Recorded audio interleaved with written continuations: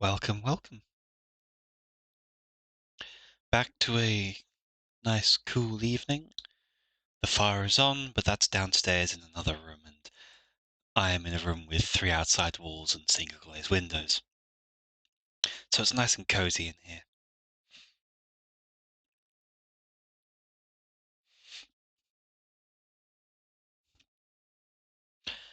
I'm just going to be carrying on where I left off yesterday, more or less.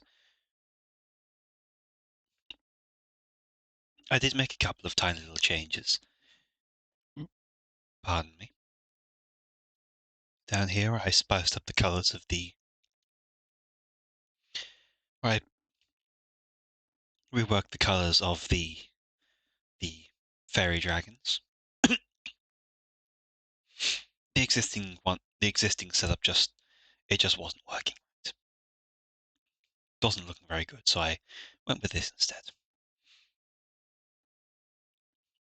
Gives the kind of, I think, Aztec mythology feel to it with the colourful limbs. I also added a very, very simple scale pattern to the snake.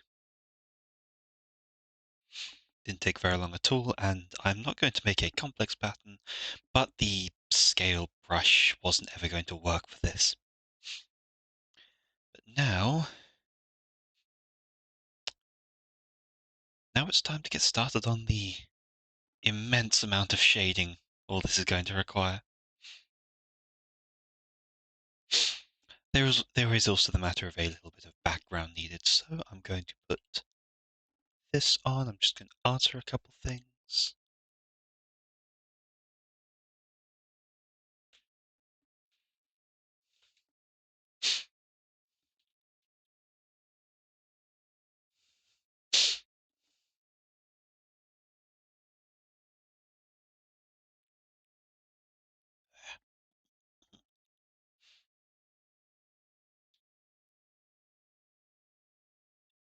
And nothing there, over there.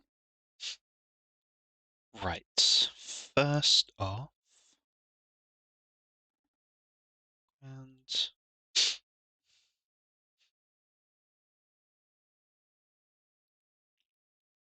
get the various background layers sorted, and it's a straightforward thing.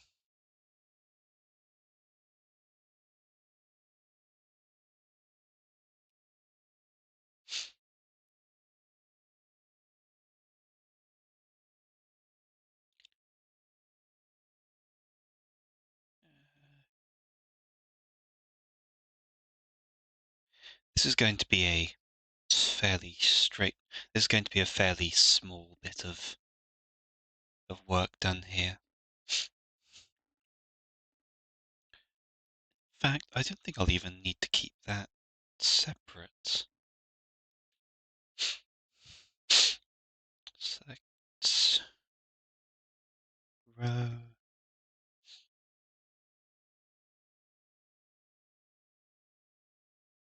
Oh, right, yes, I do have to quickly hide everyone. Mm.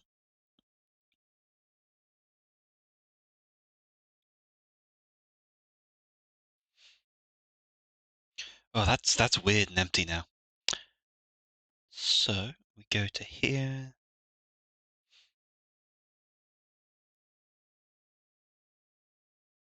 Okay.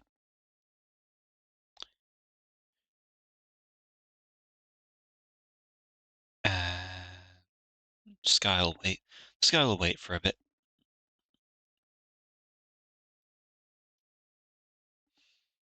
Does the job.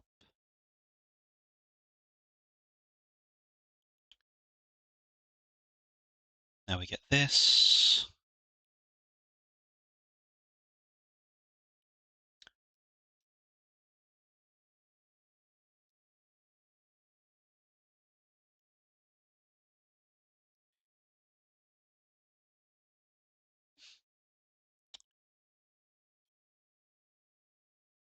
What's this too?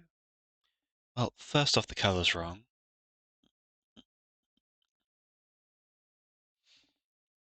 She actually has the tones we need.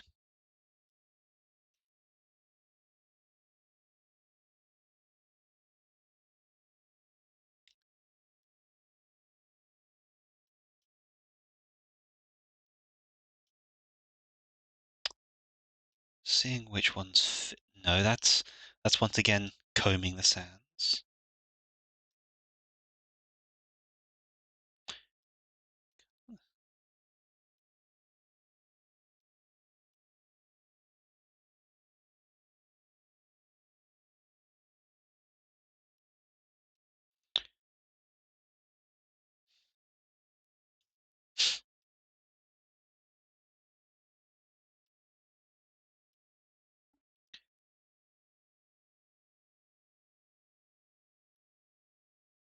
That now.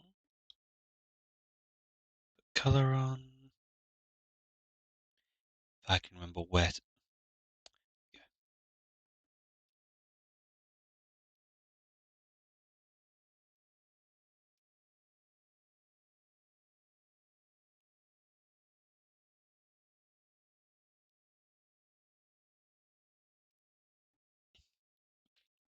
quick and easy route to sand. I put the wrong things there, but okay. Well, now I just have to stick with that.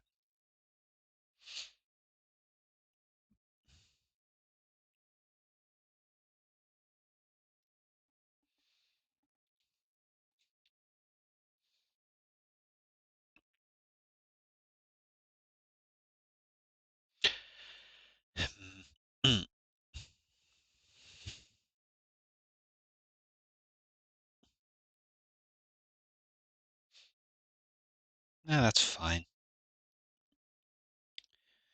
Then we take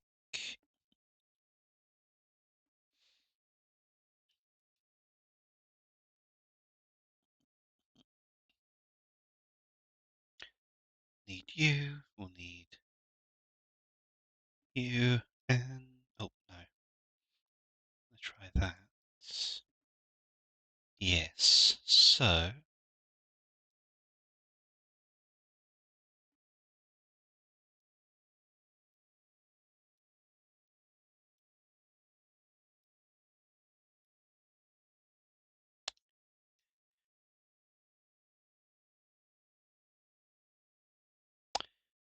still needs to be lighter. It needs to actually be closer to.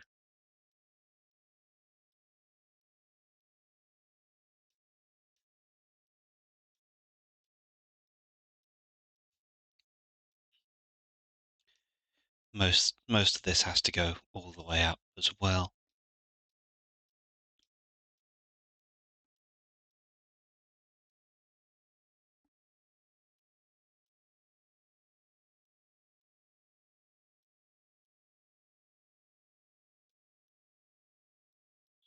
Some streaks in here.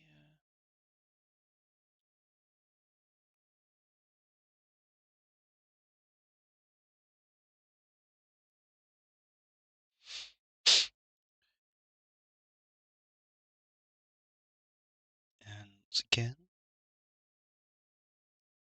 take this.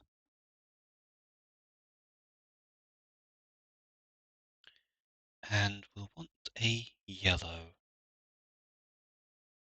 Oh, more like an orange.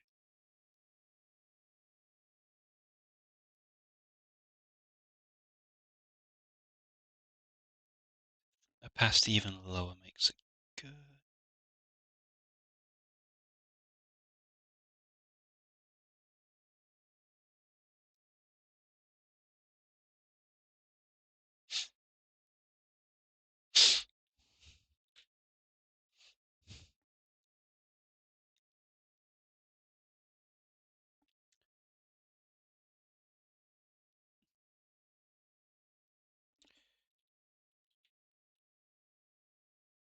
God, what the hell? What did I just... Why did... I don't know why it went orange. I'm still learning the full extent of my powers. Okay, watch those, lock that.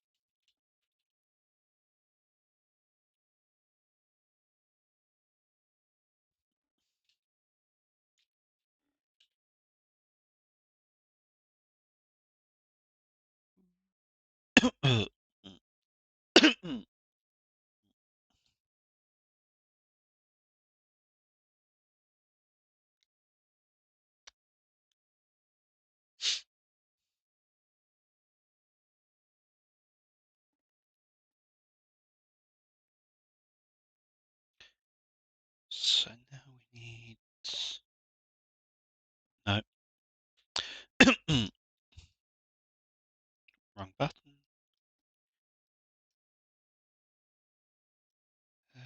Grow.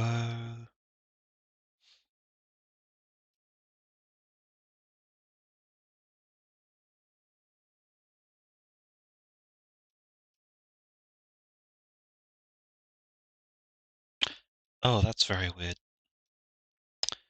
I can't remember when I put that thing there.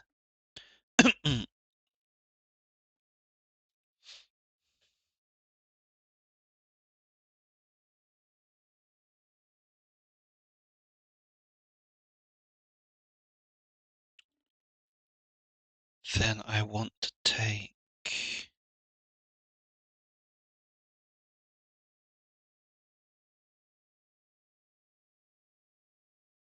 To get Tammy back, actually, grab the definite colour. Hide her again because she is blocking the whole way. And we go back to this. See, never mind that, just opacity lock.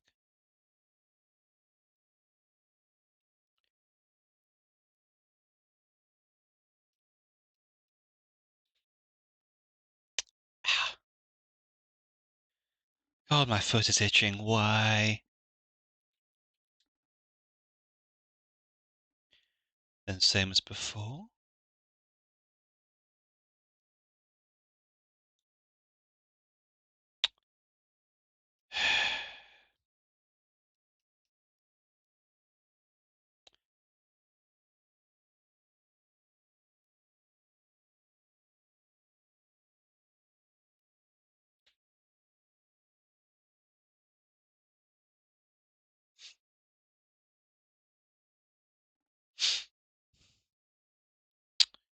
Now we merge here. And, oh, no, need this. God damn it.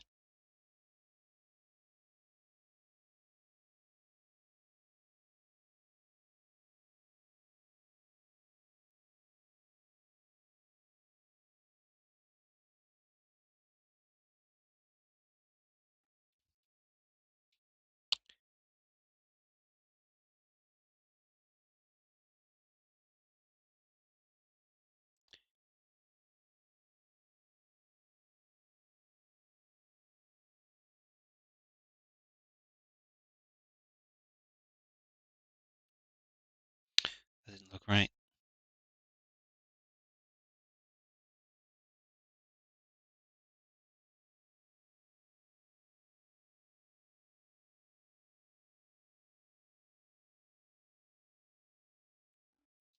Okay.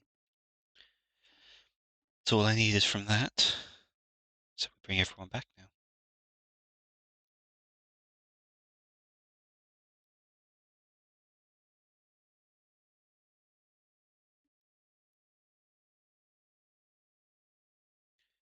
Man, that just doesn't even show through her. What the hell?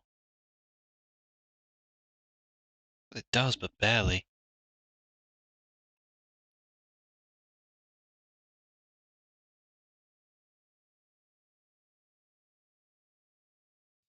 She needs that.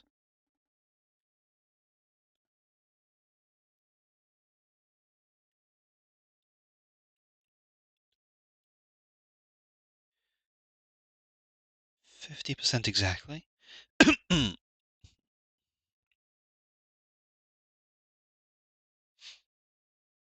And set this up. This is soft light. That's a multi. Nope, not normal. That's a multi.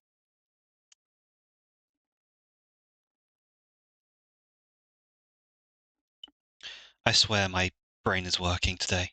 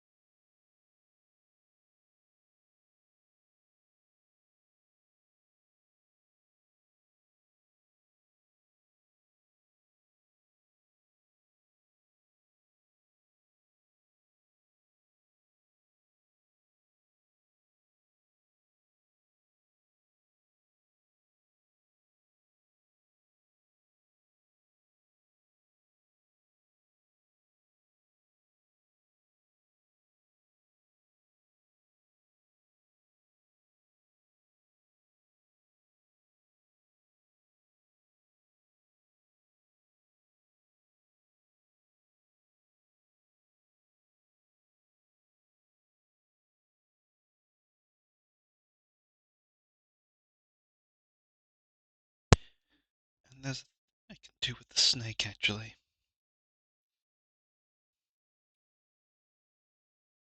He died July and marry for it.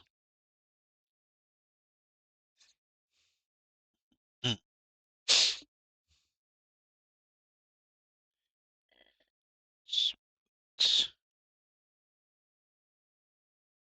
There are some automatically dark sections, and it'll save me figuring it out the long way.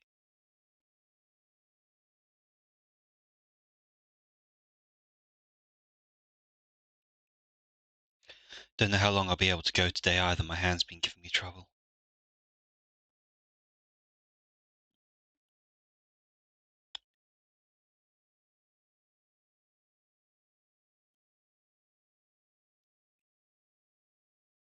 The other thing that I wonder about is how many people do things the let's call it the one layer way, making making all the shading um just parts of the same, but just literally the other shades, like I am with this bit, versus something like the multiply and darkening layers and so on.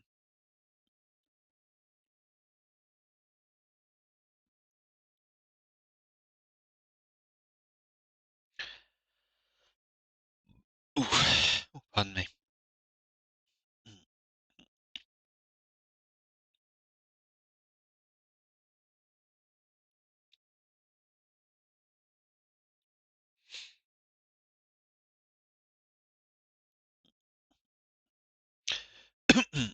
Okay, that's all I wanted to do there. Those back and up to here.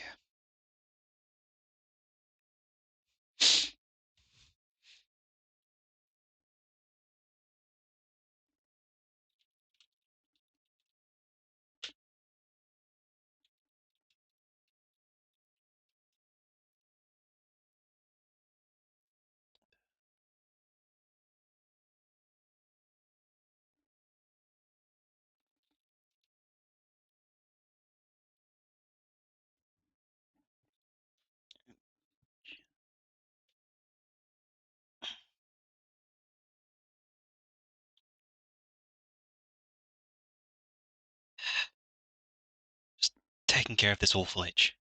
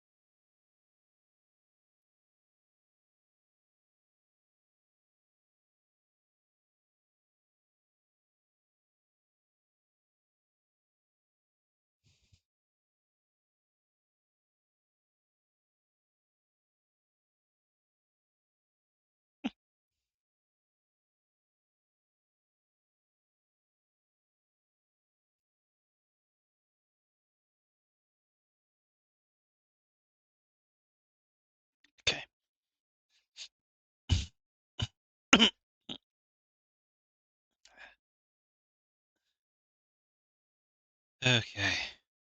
Well,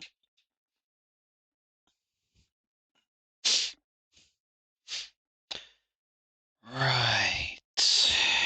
Oh, on the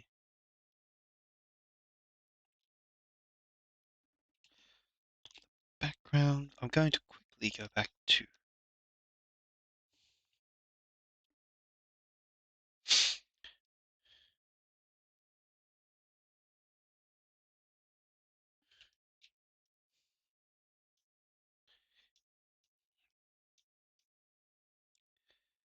get some stronger yellow.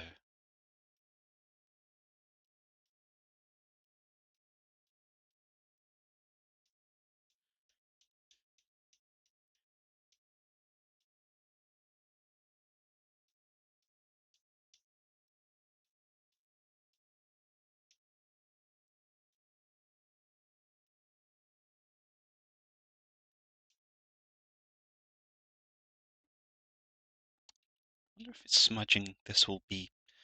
It will be better or worse. Oh, that.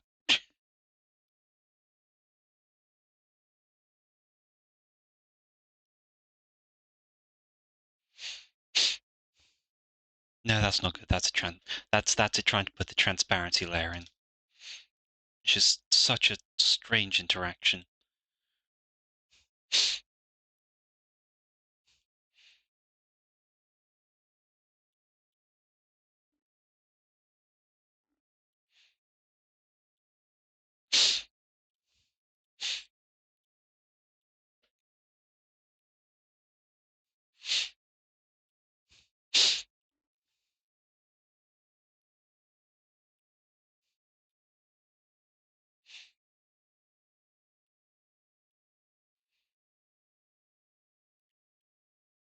That there.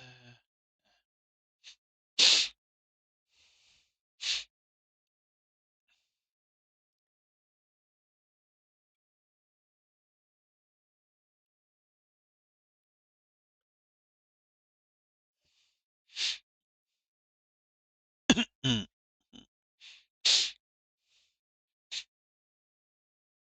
Okay. There's nothing new.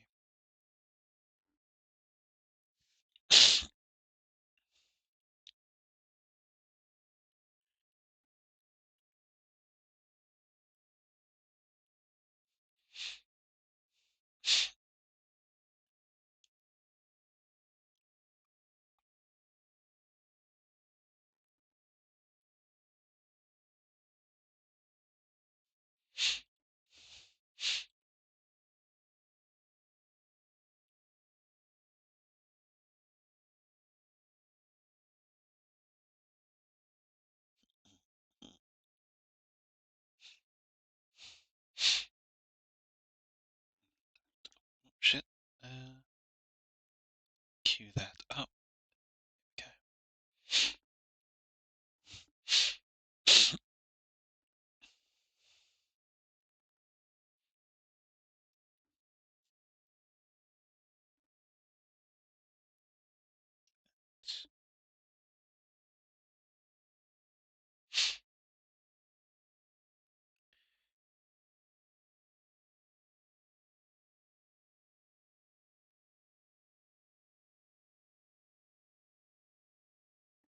Actually, I just start on this side first.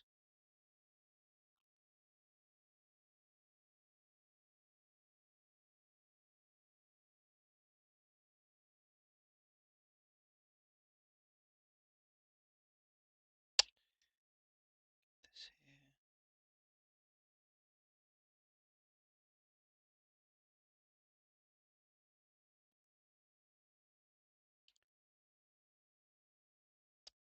Okay, this doesn't seem. It's falling down there. It starts over the knee.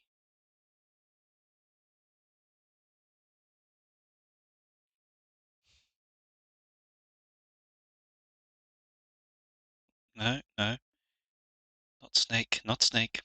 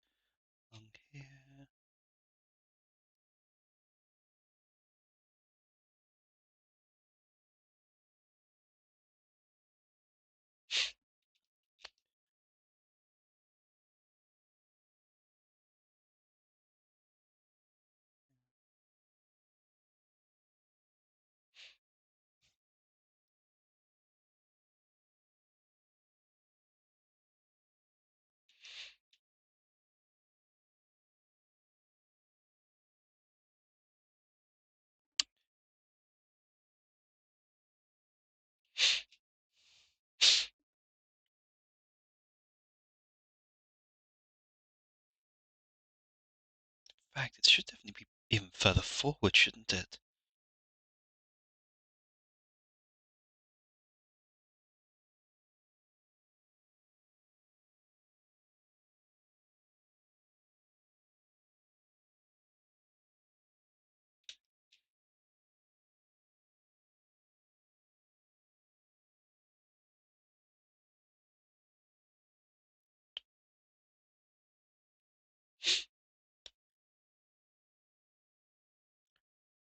Why is this not looking right?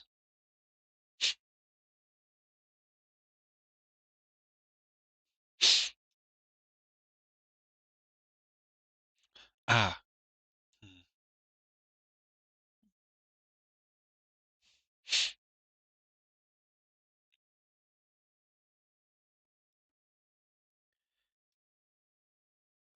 Bigger. That. And that.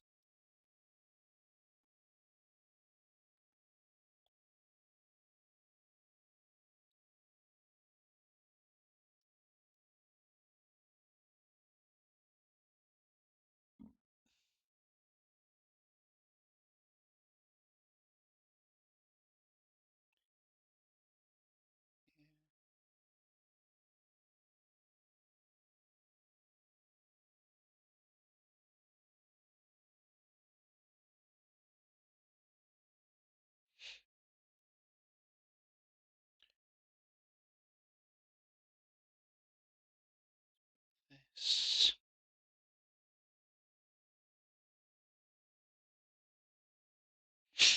There. Hmm.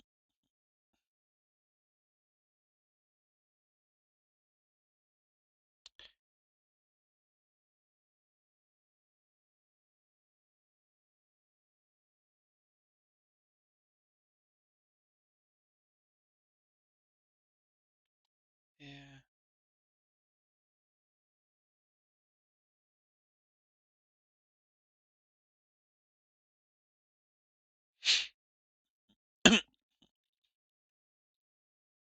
Okay.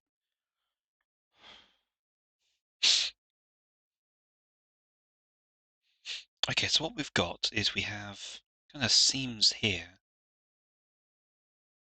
and then this place is lifted. But that wouldn't be a shadow there, that would be a lightning there.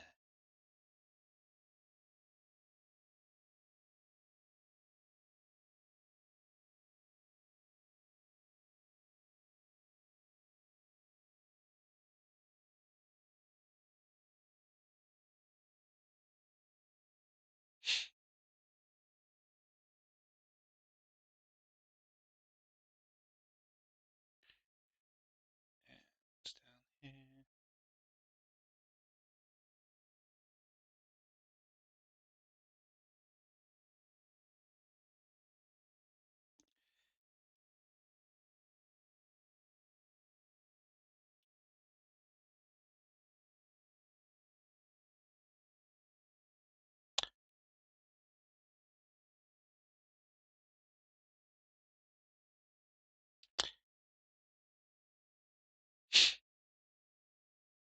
That's more like it.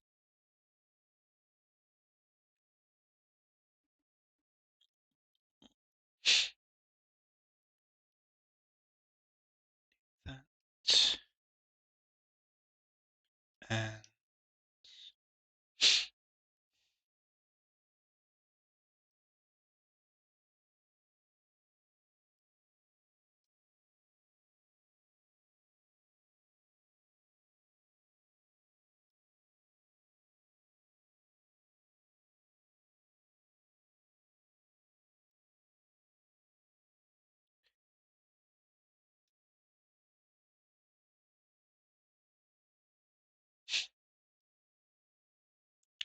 I do not understand this colouring.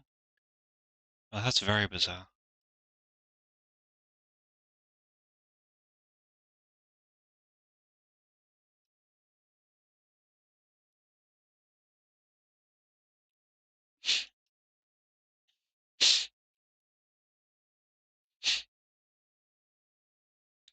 There.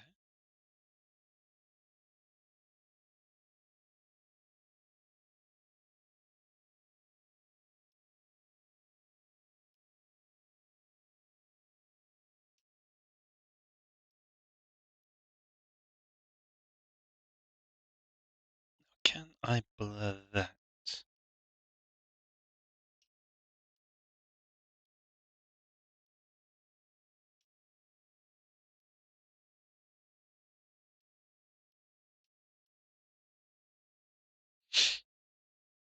Hmm,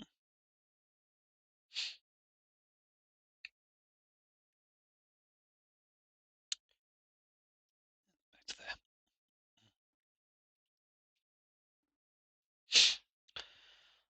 Do you also need to put a few layers of dark in? Those still good, that is that.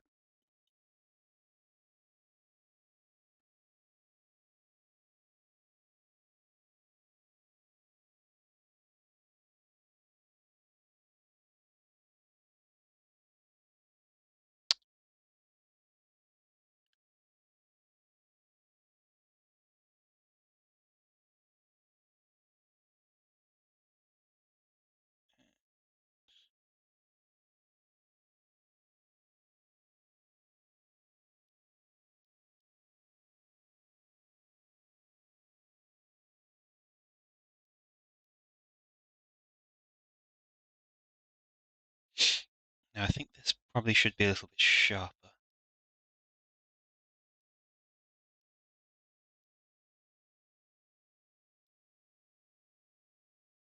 Yeah.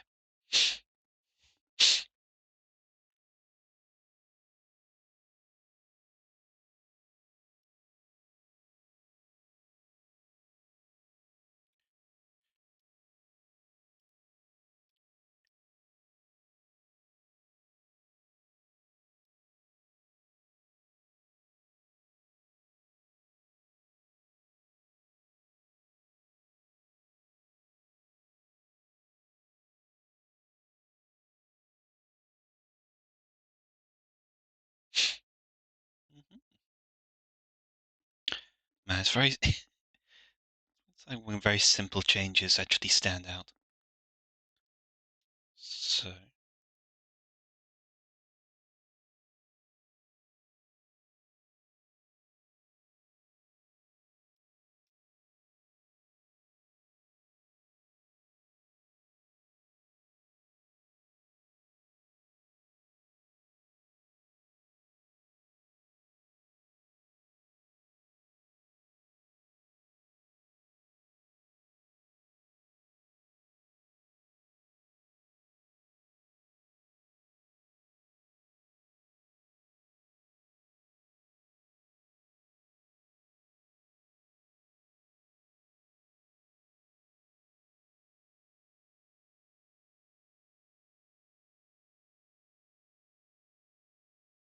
that's good.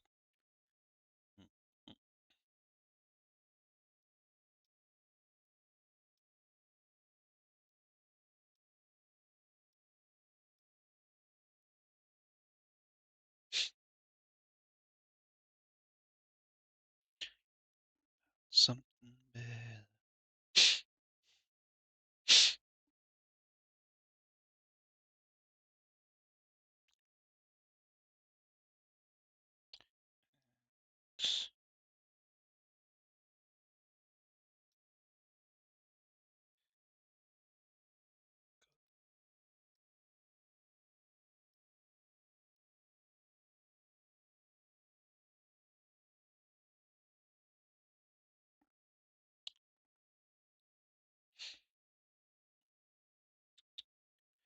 Oh, and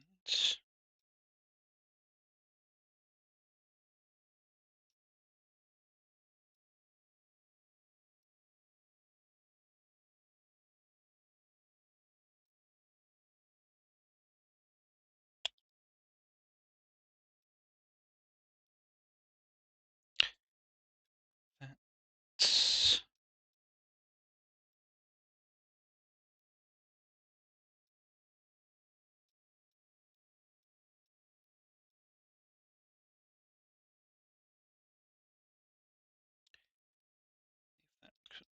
carries under there as well.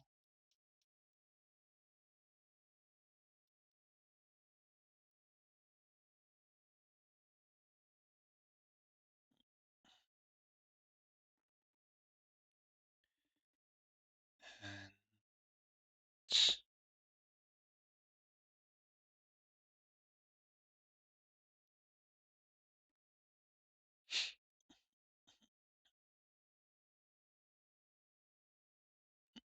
No.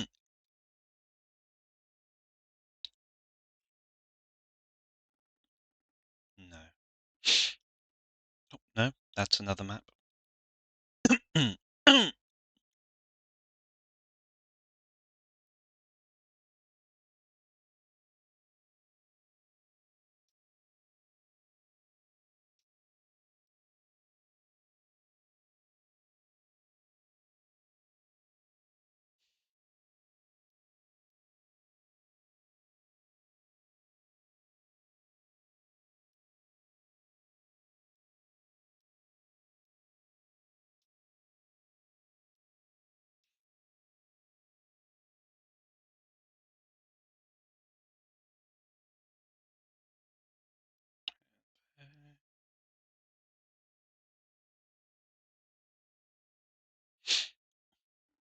Oh, damn, I put all that in the lighting, didn't I?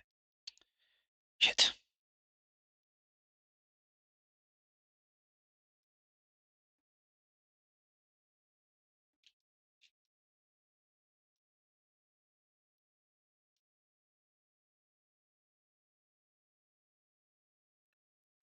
Suppose if I want to keep it very dark, then this is the way to do it.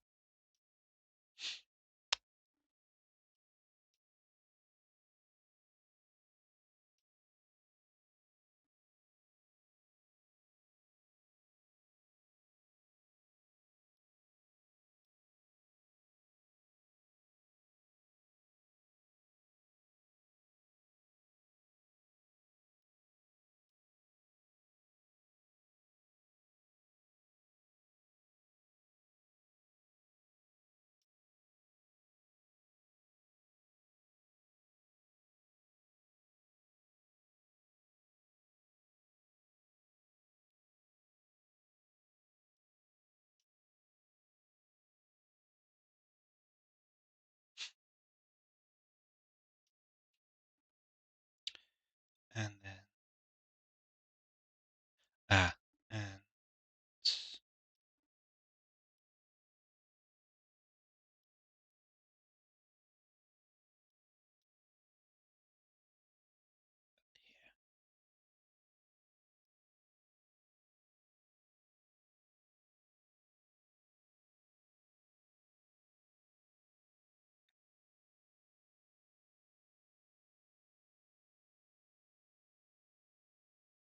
It's the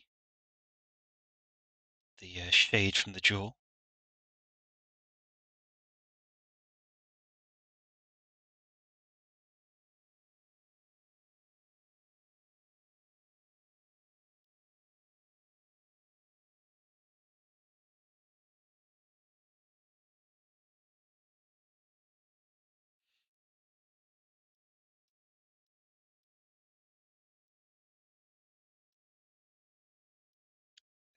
Yeah. And we have this. We have the horn, which is pretty close.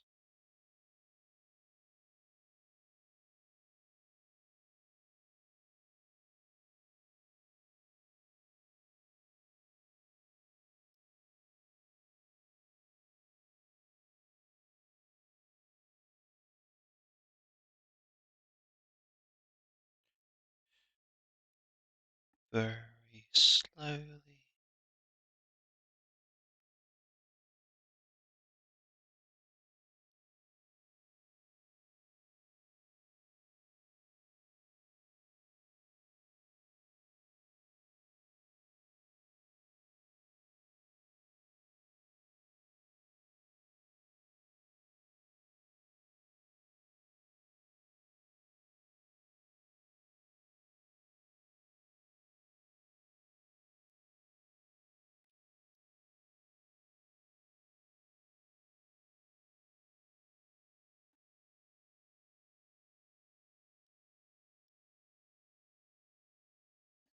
Here.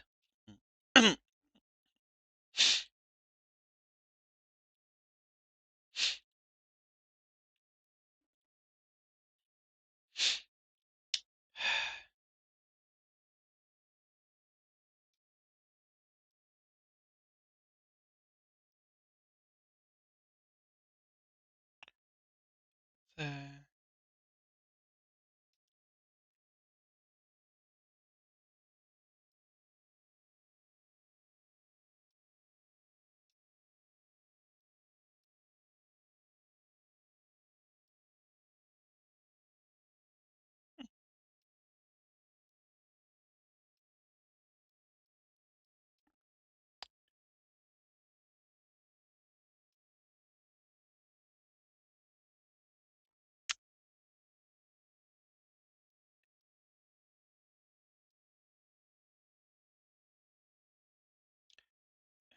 those are all going to be shading.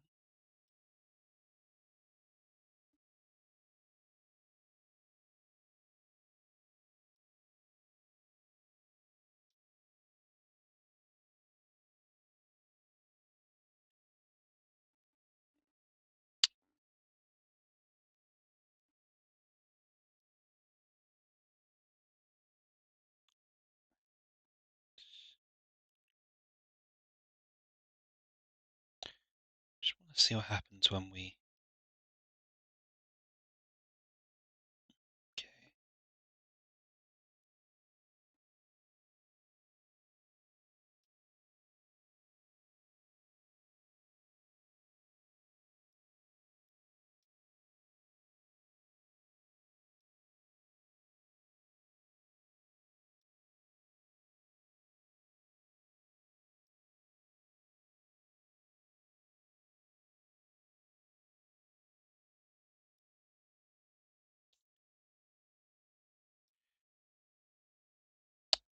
Over here.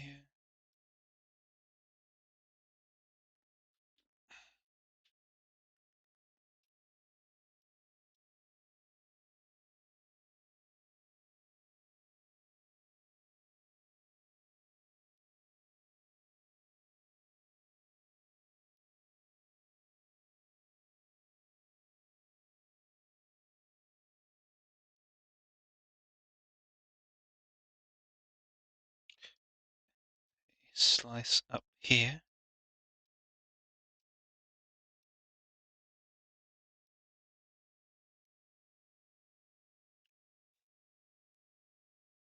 God. Yeah, my arm has been really, really suffering recently.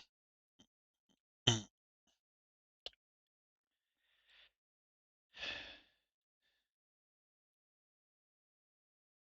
So, ow.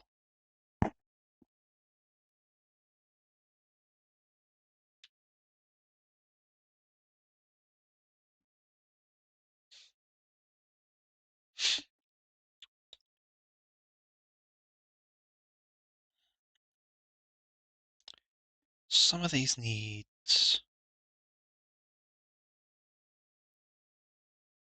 very, very minor changes.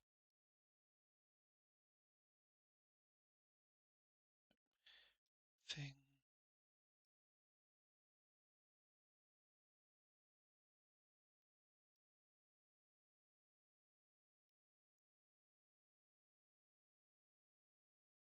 Yeah, keeping it light. At least while I'm on the mild parts.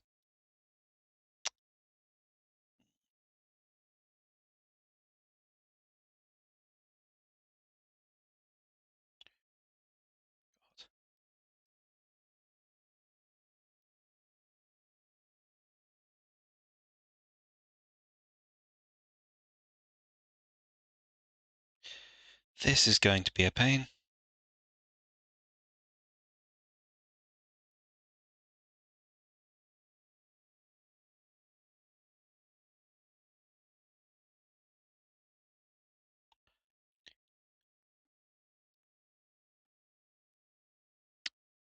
Yeah, how the hell do I... God, how am I going to do this properly?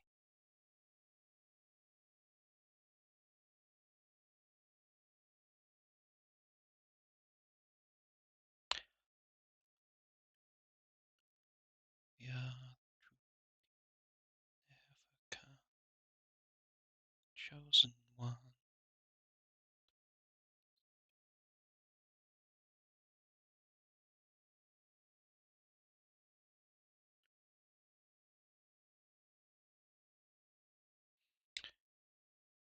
Needs to be, I guess, make 3 layers.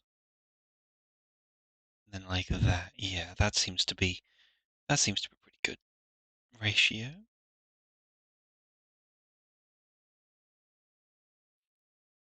Chosen one.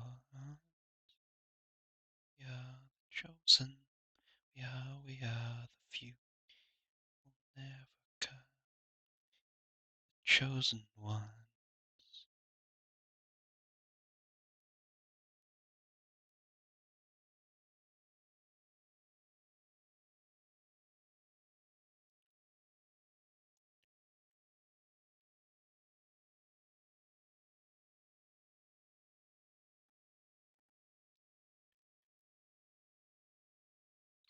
That's going to be a pain. Guess we'll put it there, there.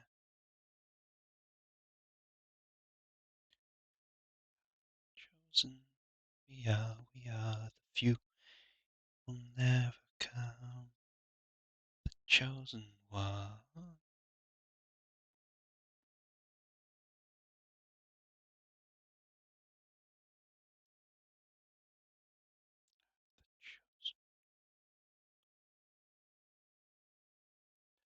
What's the best way to get that glossiness on the top of the scales?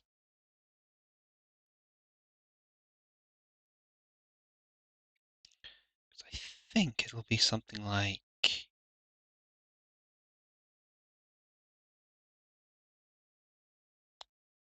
the actually just highlight, essentially just shading the very edges.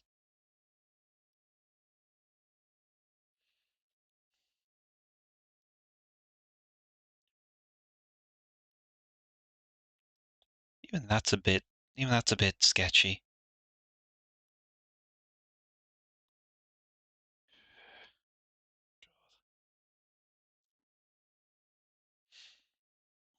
Mm.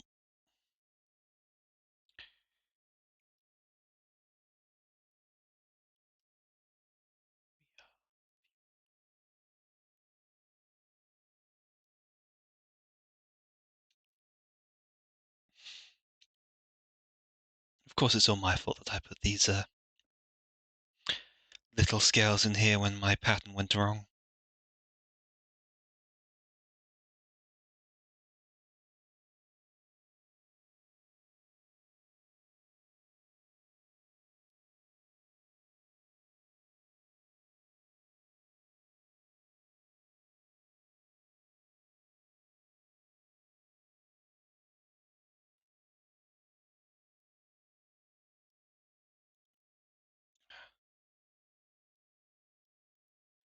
Around here. Oh,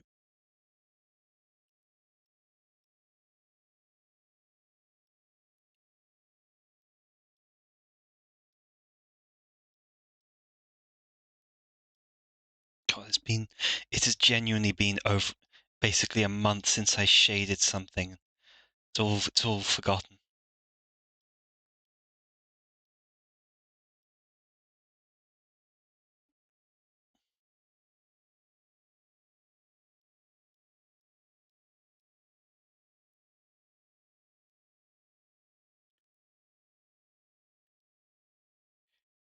I hope that I have good. I do have the.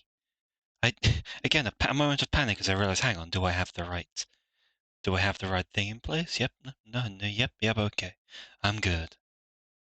Fine.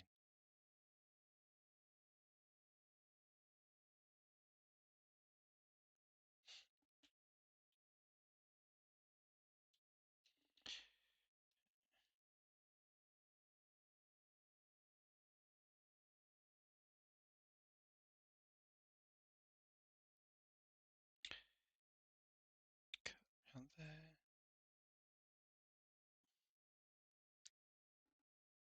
Now let's see if I can make this work.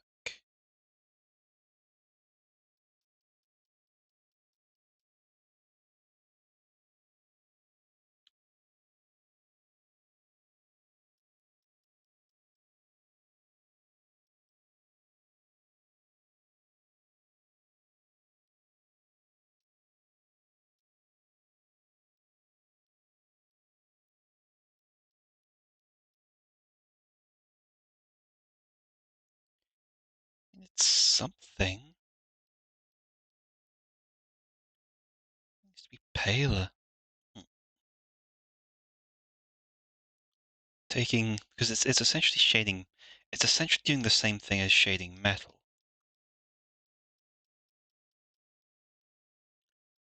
So you want a really kind of light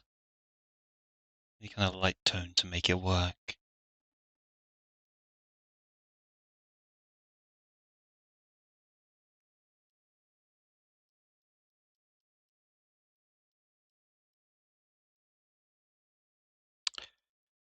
So I have to remember that I'm actually shading over everything this time.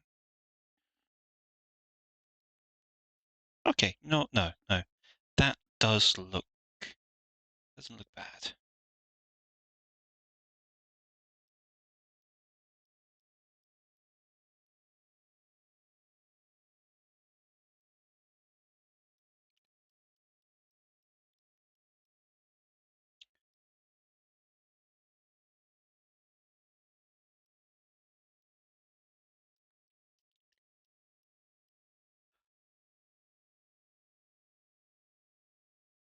Getting all of those is going to be, it's going to take just as long as it did to draw them in the first place. Maybe a little less, because I'm not having to figure out the exact shape anymore, but same basic thing.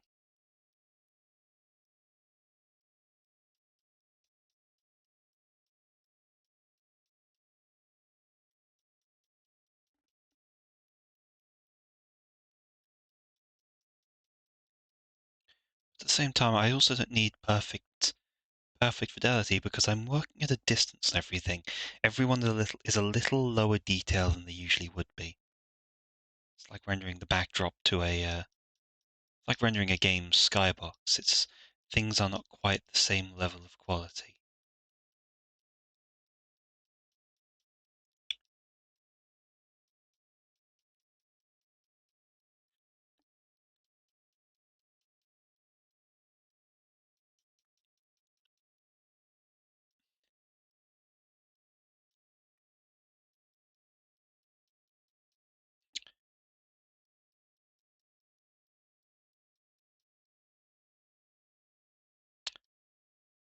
And the lower bits will get lighter versions of this.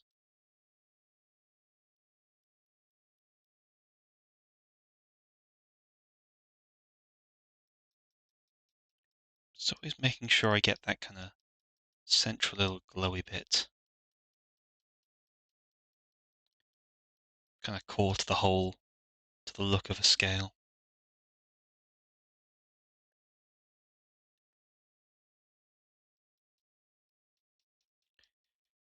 If I'm getting it right at all. Every time I do one of these, I second guess. I need more of a pattern, to be honest.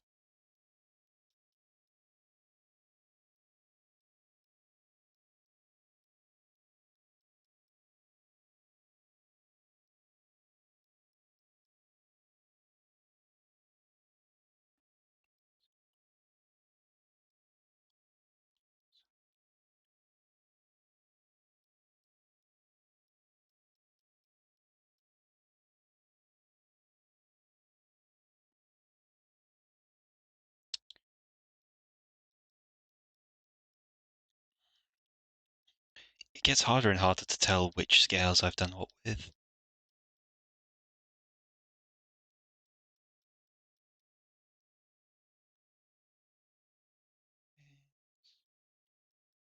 Just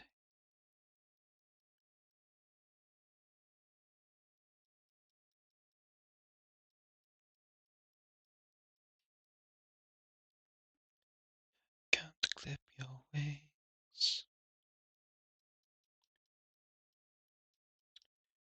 This song is both really energetic and also really disappointing. It's like it's got some. It starts to build to things, and then I always feel like it. I always feel like it kind of abandons it later on.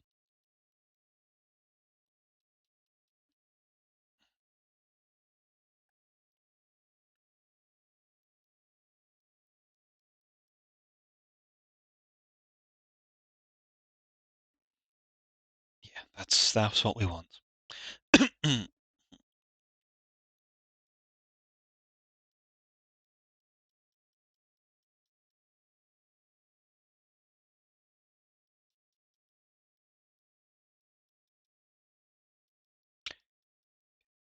sure to aim for the top.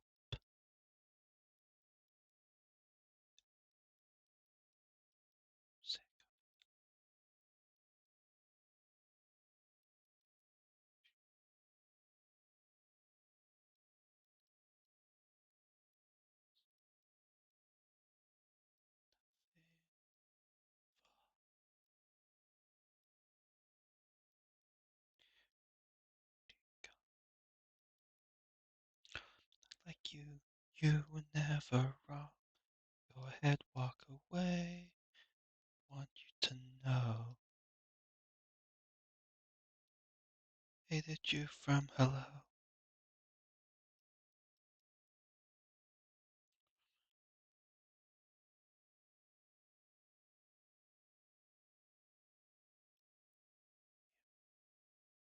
The curtain is cold. I'm watching you fall. I think you'll recall. Fall. Yes.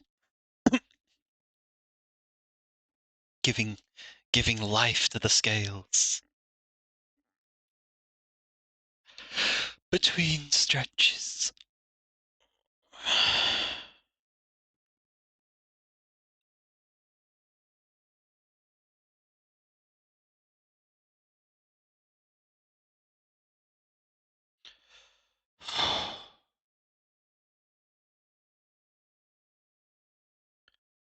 Ah, there we are.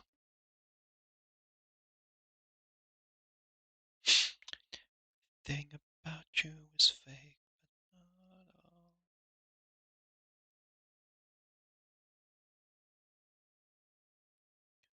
Stop when you fall. Nothing to say. Already gone. Like you were never wrong. But walk away. So I want you to know. Hated you from hello.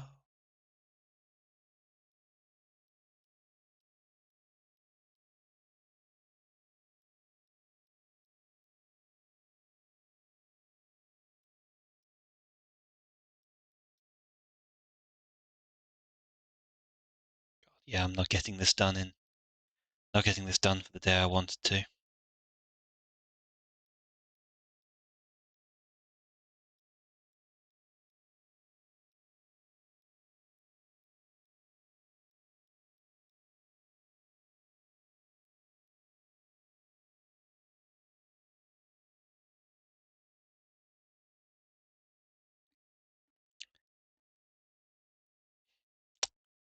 But it was more like a spontaneous kind of deadline thing that I came up with anyway, so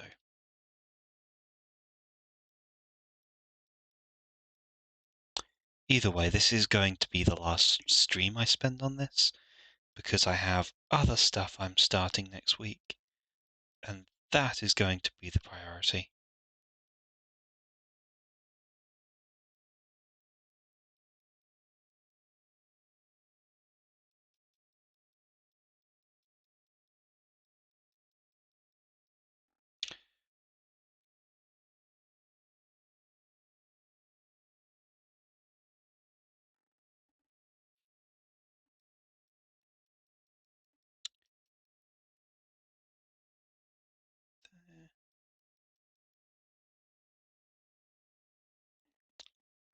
Um,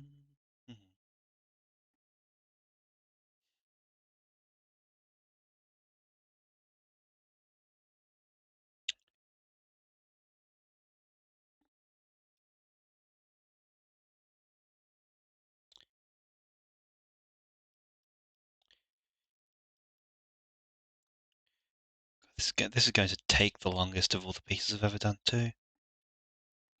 I'm coming close up to the time I spent on Fell.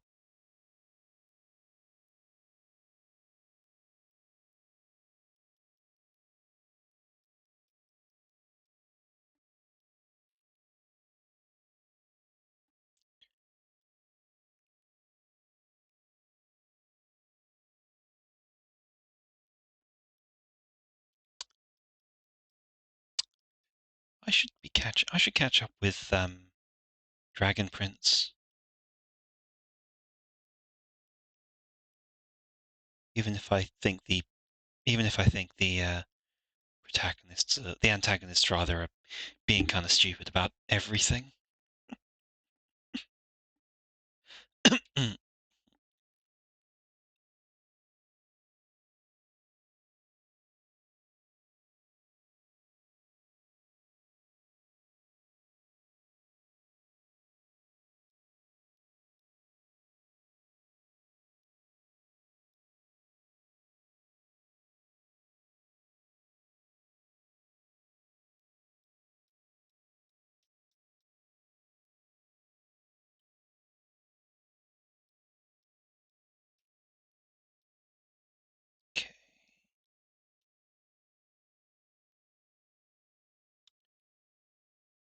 think I should probably actually go into Maribel. Oh, no.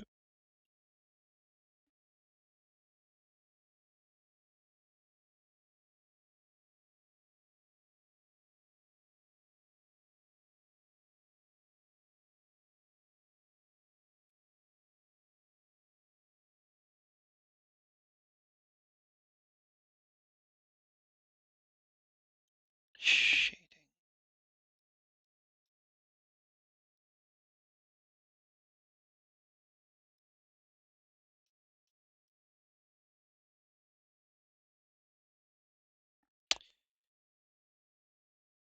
Yeah. Better than leaving it as it was.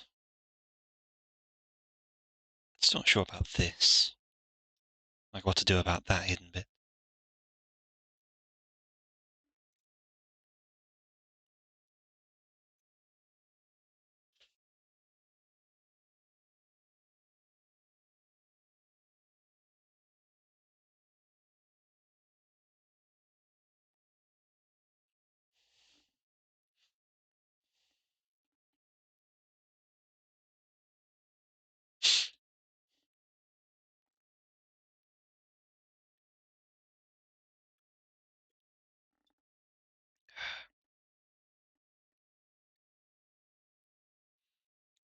Go up slightly.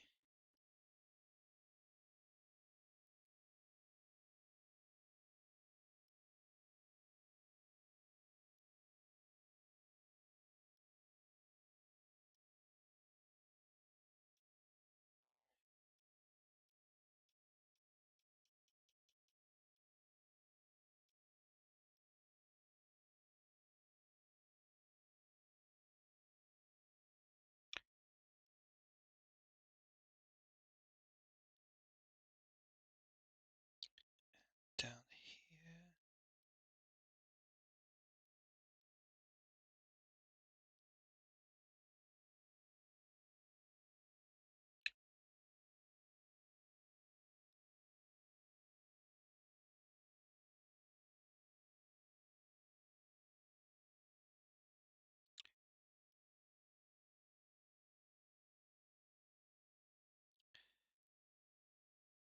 Yeah, I seem to I put light from above probably too often. I don't know if there's a way to do it today.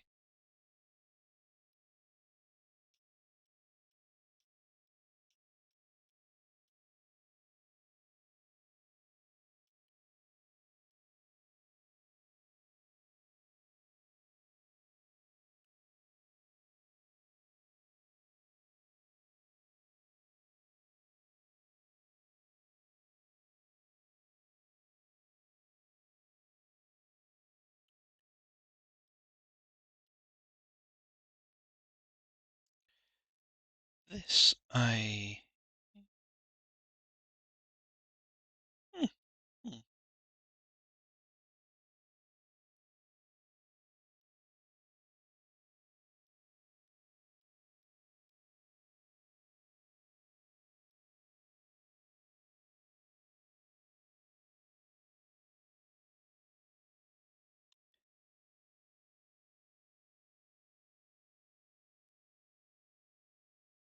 Well, that's to map over that. Oof.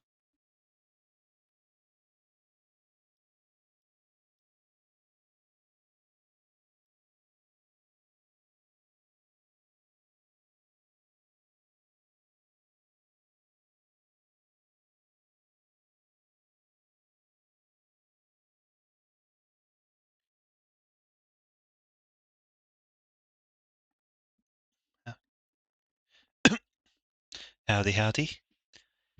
Hey, Don. I decided to do art again today to power through this piece as much as I can, and I'm making not much progress.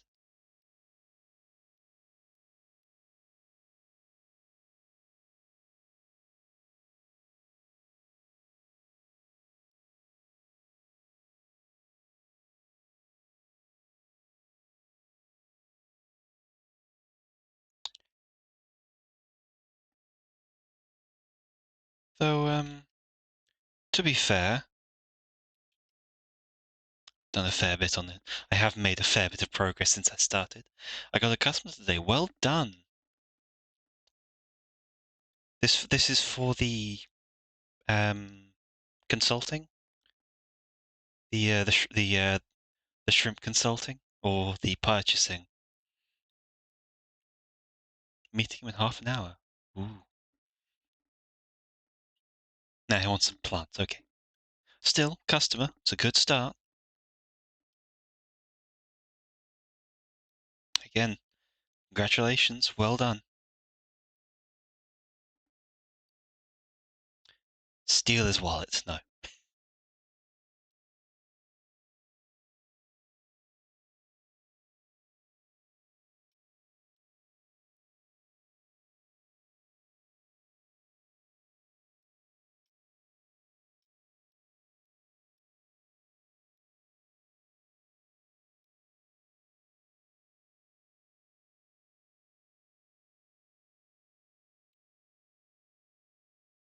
So we have that.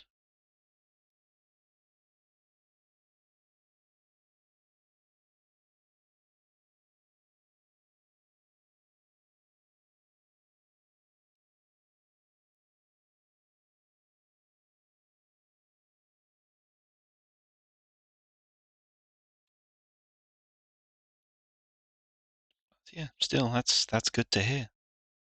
Well done, and hope it works out. Hope hope the transaction is successful in every aspect.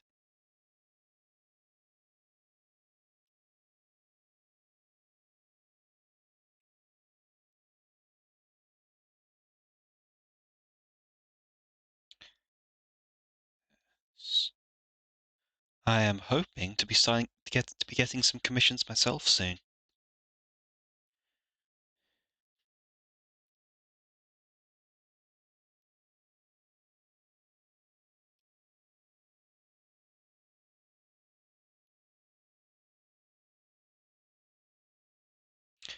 Pretty much once this piece is mostly closer to being done.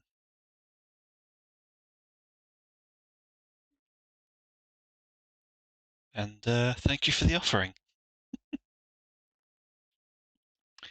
Hey, Vol, welcome in. Willkommen.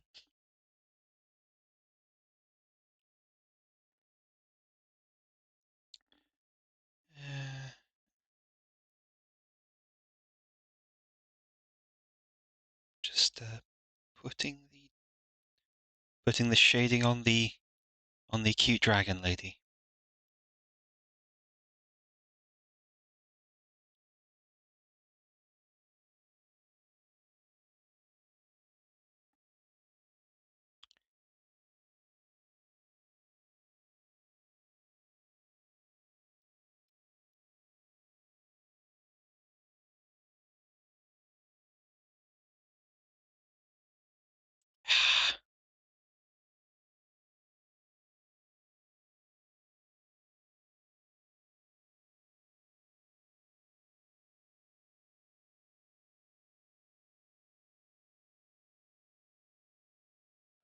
Right.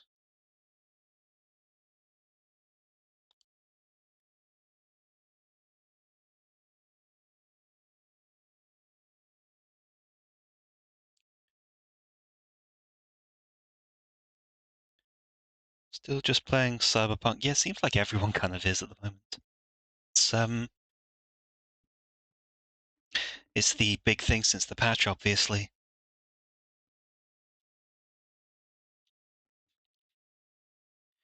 I mean, I was going to do something for it. This is the main reason, I think. I mean, probably. Plus, everyone was looking forward to the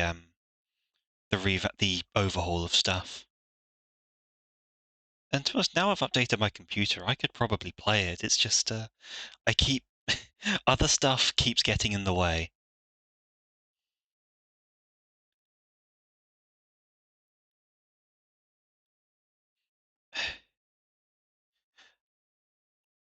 Like I still have to play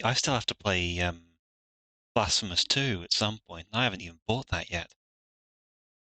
Remnant, Liza P, all that stuff.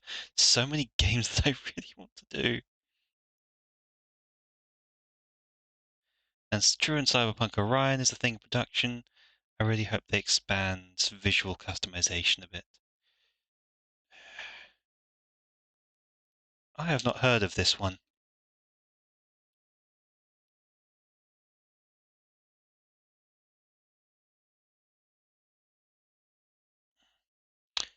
Just Cyberpunk Orion. Ooh, Cyberpunk Iron? Oh, a sequel. Oh, God.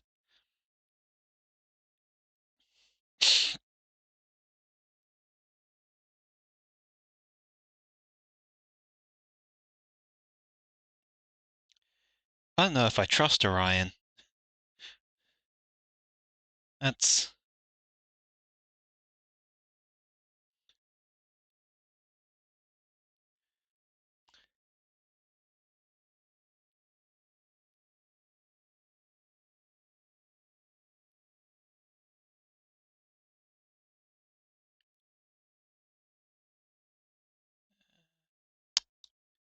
Start development on sequel thing. I don't know. Given the the train wreck of a launch that 2077 was, I don't know if I trust Orion to be a good idea.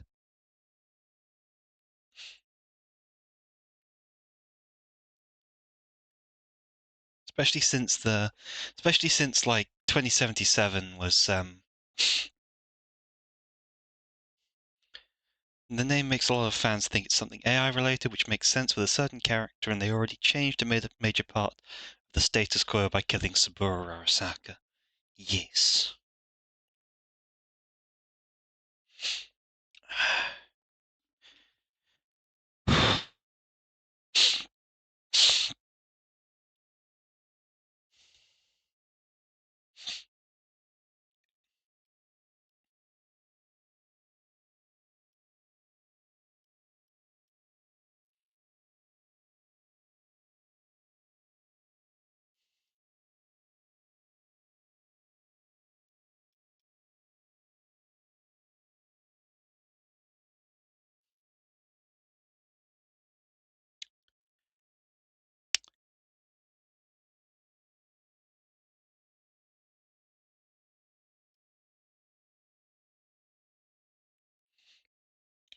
Like, it is wild to start a game by actually killing the oldest character in the series, who was a major player for over a century. I mean, upsetting a status quo is a good way to catalyze change, and that shift does probably provide a lot of sequel material and such. Mm.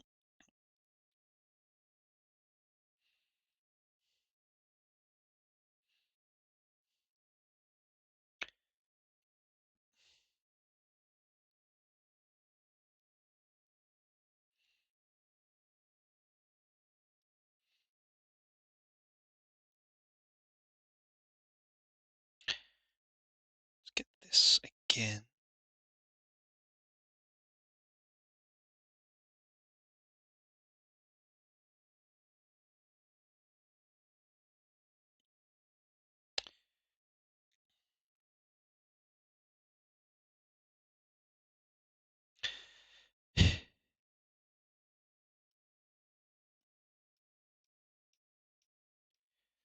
Oh, yeah, and if nothing else, it means Arasaka is going to spiral downward.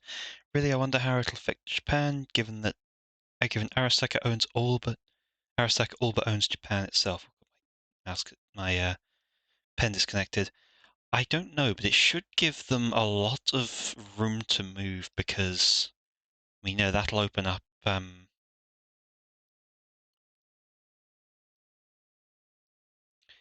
like causing that downward spiral gives them a lot of room to get other corps doing interesting things. Because at the start it's just it's almost all Arasaka, right? But causing a destabilization of them means there's actual room for the others to get involved in places that were once formerly Arasaka territory. Saburo wasn't called the Emperor for no reason. Well, it's pretty standard for all of the for megacorps in cyberpunk settings to own most of the territory, at least nominally. Even if they don't, even if they don't literally own it, they do the net. They basically do.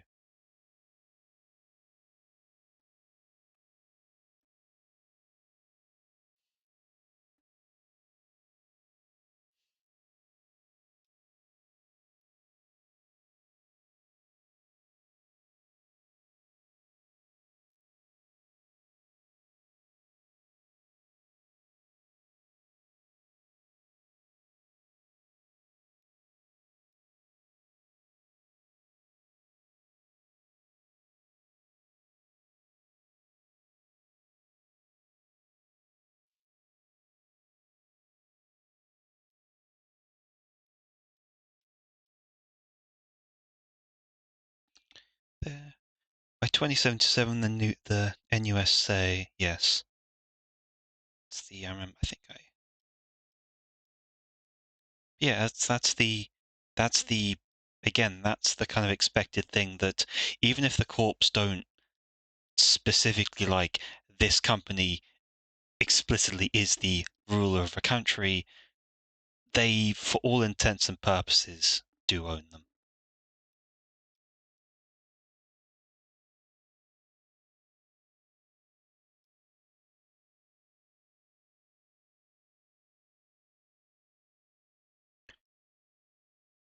Yeah, given what happens in the DLC and how this random ass guy with blue eyes pops up, I suspect the AI stuff is going to come to a head at least with the old net. I hope so.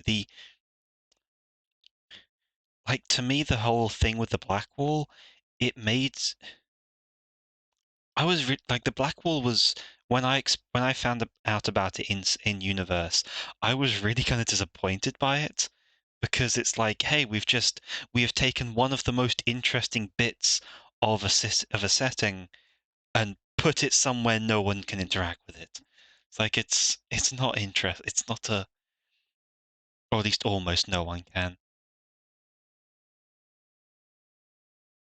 Like it really does disappoint. It really does remove a lot of stuff because I mean, like I'm a Shadowrun fan, and I really like the AI stuff that goes on in that game.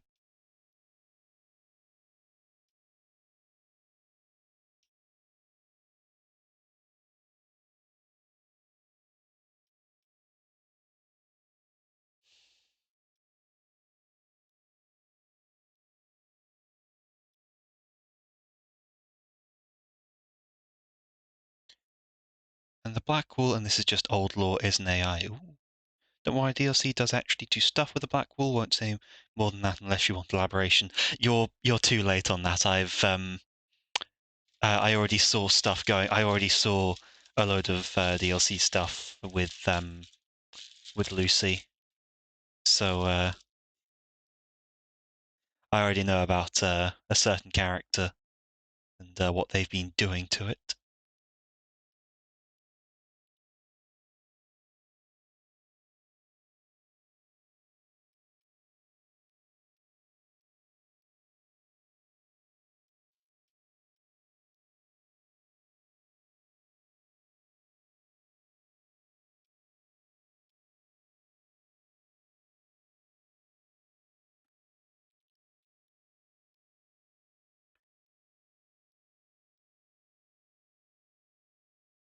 This round here.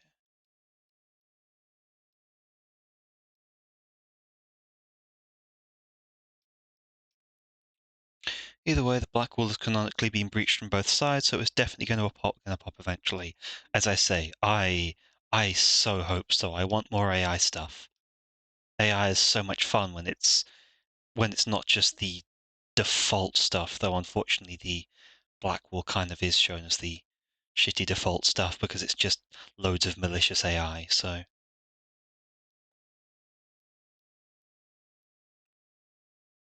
Like Delamain is from Beyond the Black Wall. Oh shit.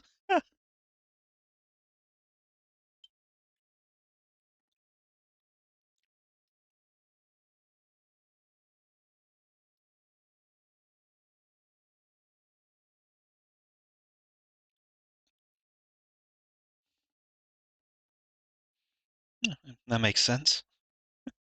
I hadn't really thought about that.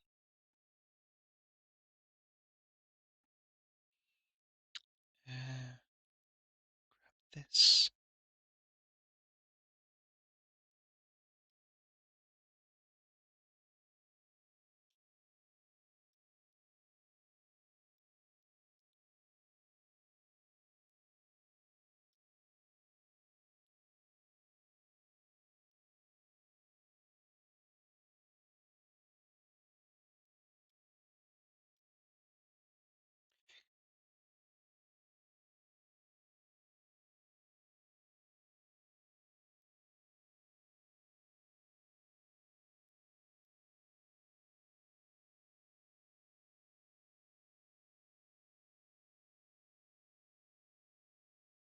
Like a lot of AI is working to keep certain functions going.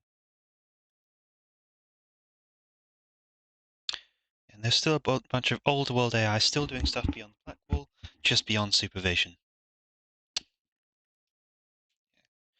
Yeah, it's like there's clearly some good ones. It's just the Blackwall, for the most part, is like, especially with the DLC stuff. There's a load of that. There's lots and lots of very clearly malicious AI for very little reason.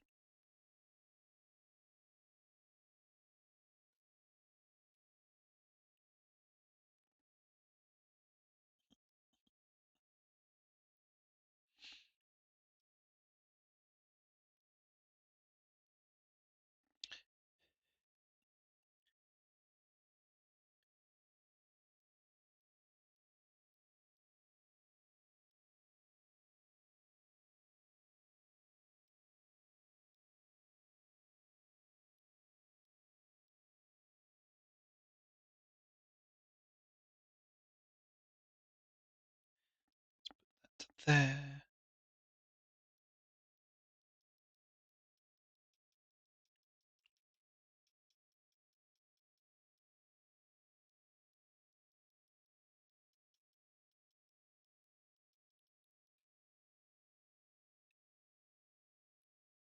Hmm. There is a reason. The reason is that is that Bartmus fucked up. Oh, lovely. He. I suppose that's everything in the cyberpunk setting. It's just lots of people fucking up in unique and creative ways.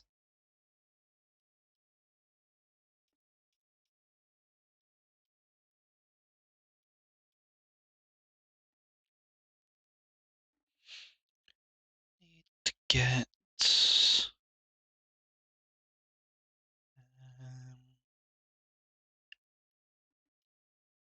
There. That's what I need to select.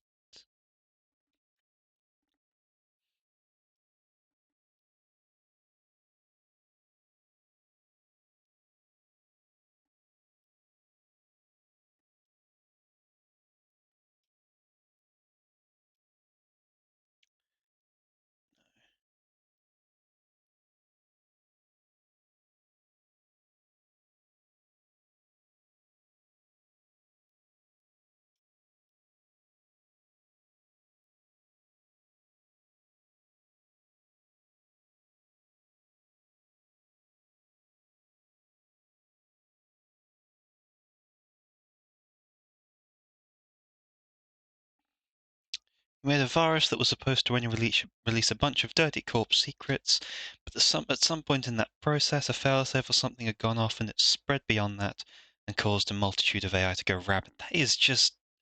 What? Uh, okay.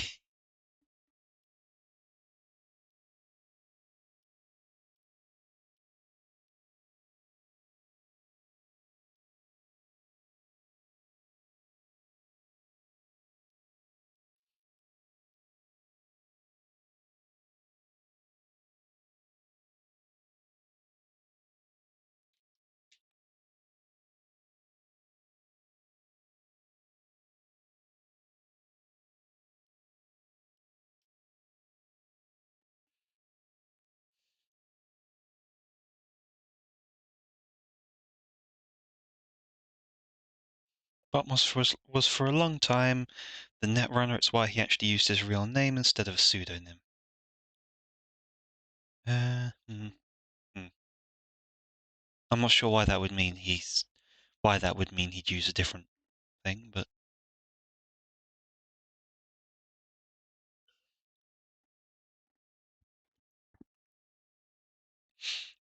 doesn't seem like it would help much in this case. Okay, that's that. I need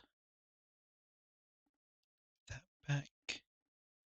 I'm going back to what the hell is the what the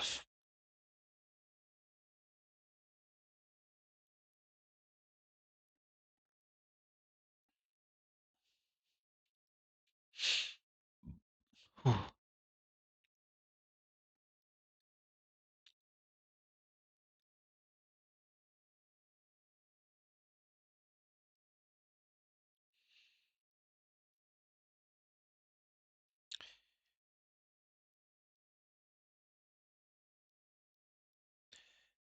Long and short, if someone could have such a colossal fuck up, they'd have to also be capable of a world-changing success. Unfortunately, that going flip was not good.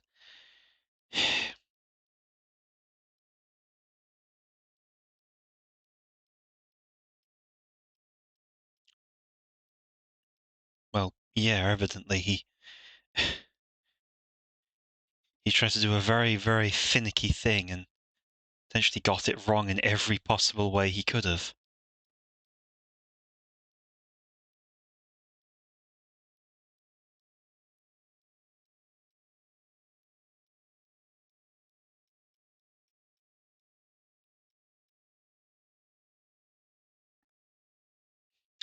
BRB. Okay.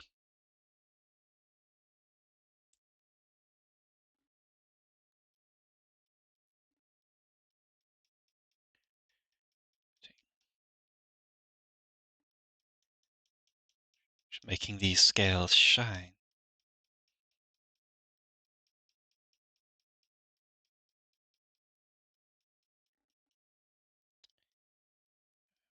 There.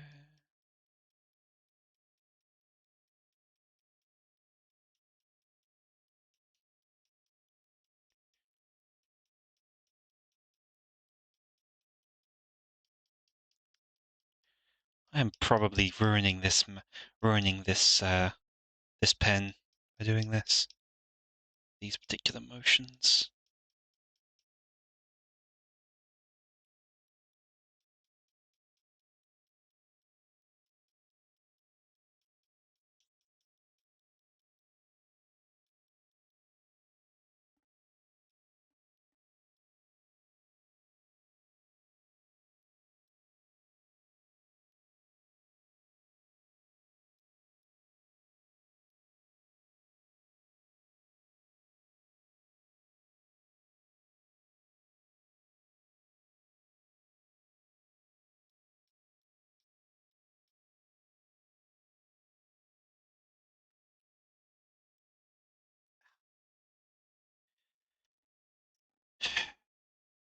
Get this going.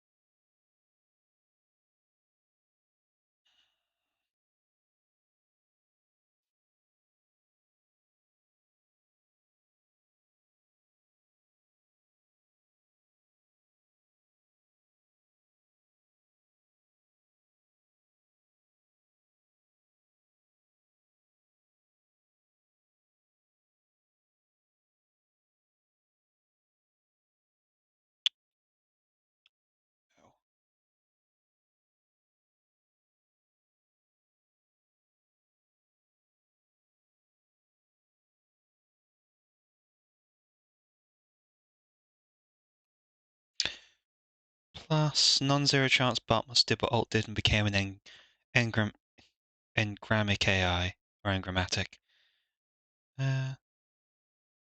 Maybe. Do we have any links just to know if it was because of the Soul Killer or something, or some other route from being, prodded into prodding into the black wall?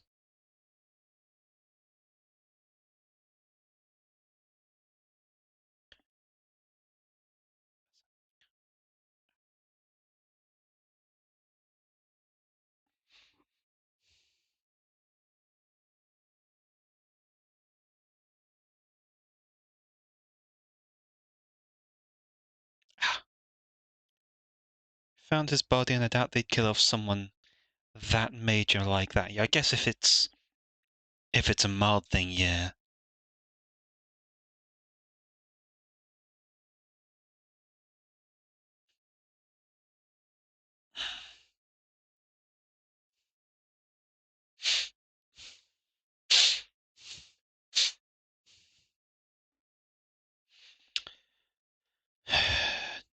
Now, down here.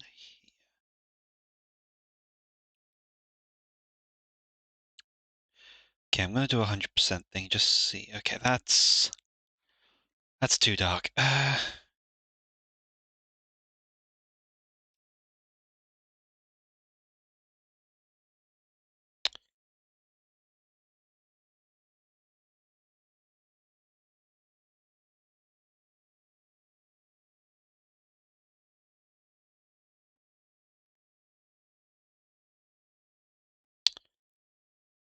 We just know the flesh is dead or discarded. So it is very possible, but no actual. But it's purely speculation as to what exactly has happened. Okay.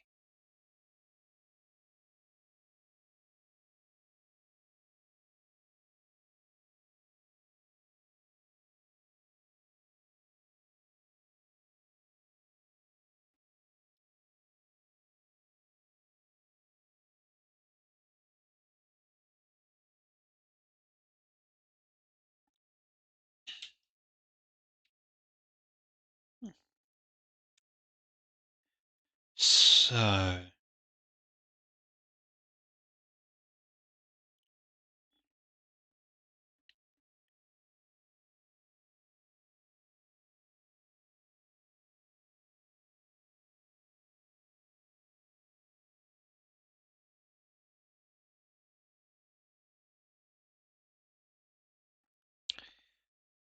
this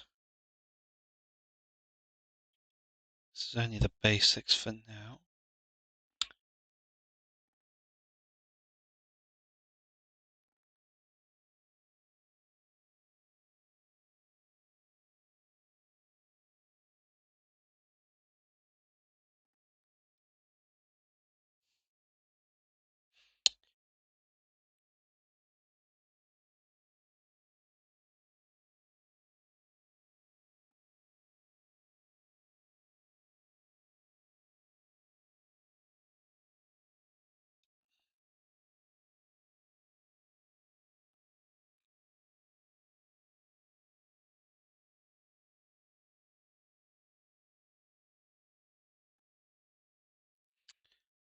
There, and that's going to.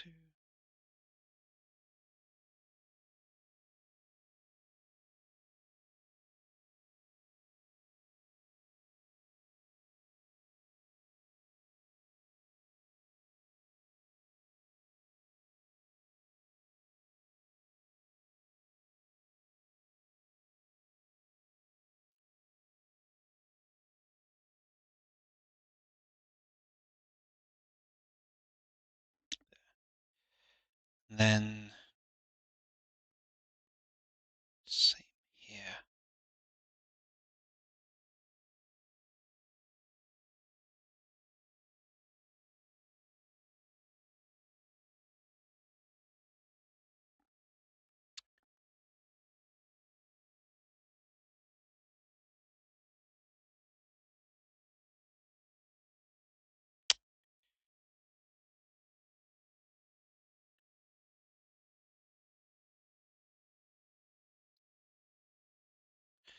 That's all coming out from there, so...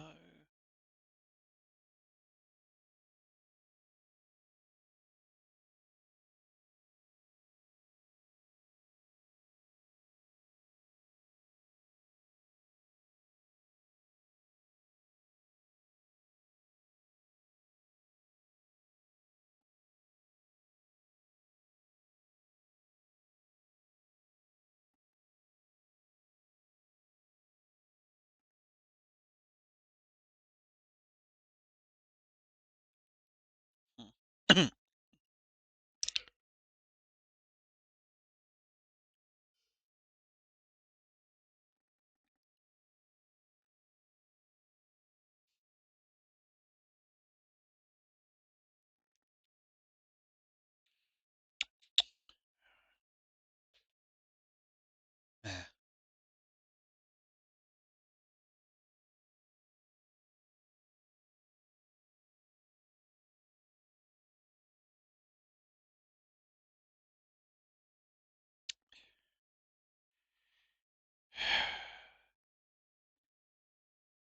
Turn this down.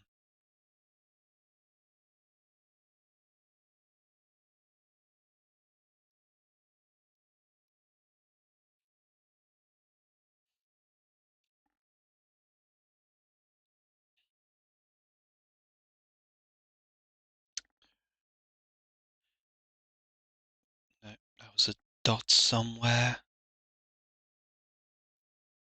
God.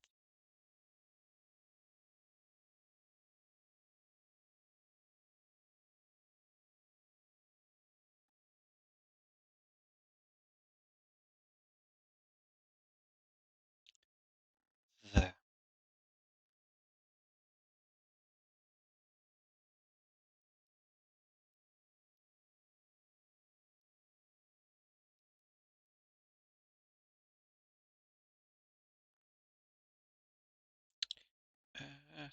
Up a little bit.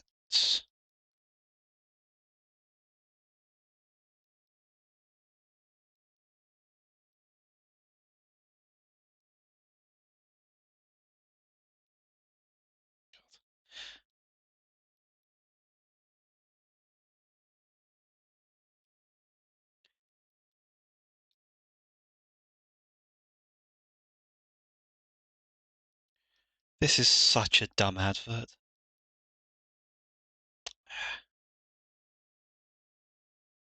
Yeah, I should actually have some...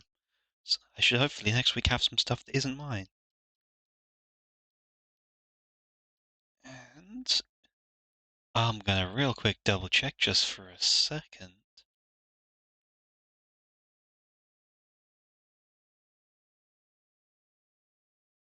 Okay, yep, good thing my new system for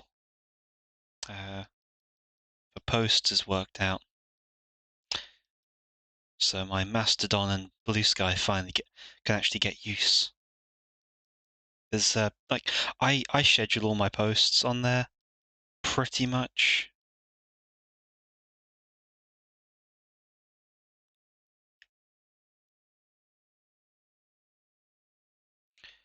And yeah, so I schedule all my posts on that because it's just I can't be dealing with like remembering to do everything an hour beforehand on like 3 different sites. Uh,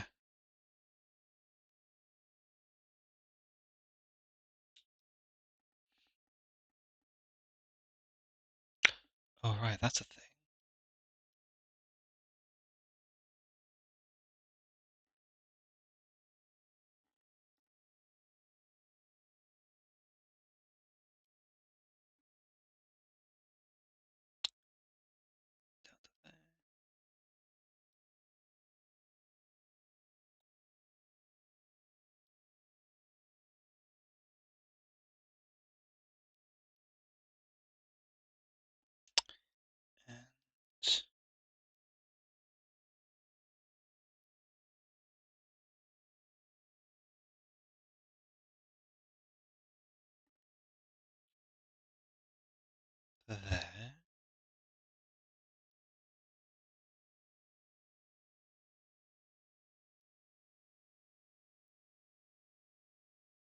Nope, nope, no.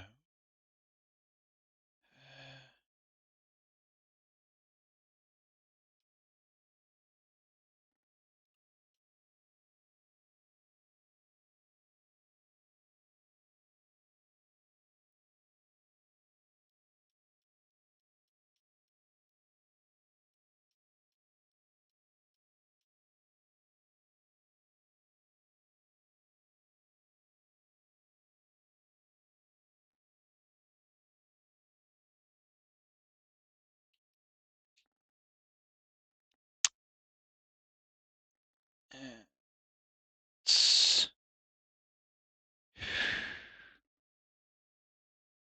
Okay, this is still something. Angle of the legs is still bothering me.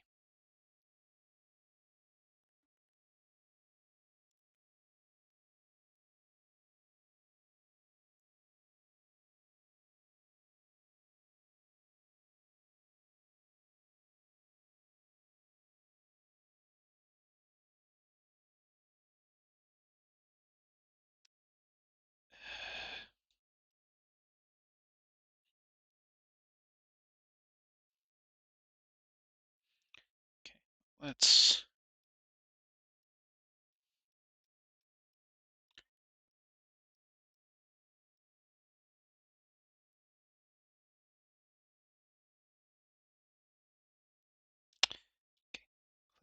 That. This. Blue.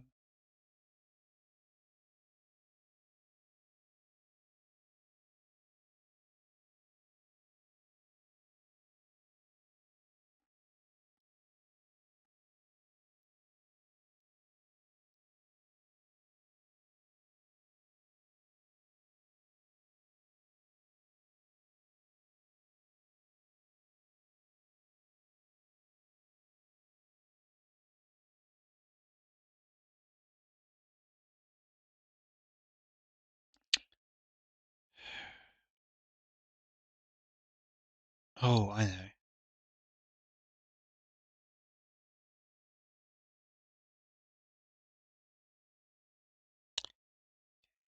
Then that.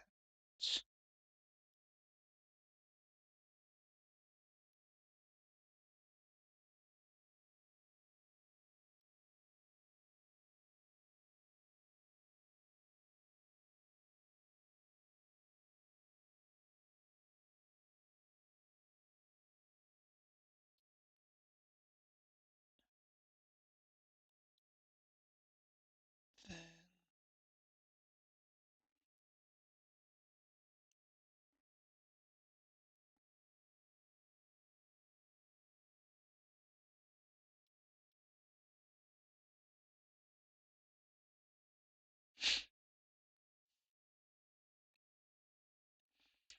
that'll do.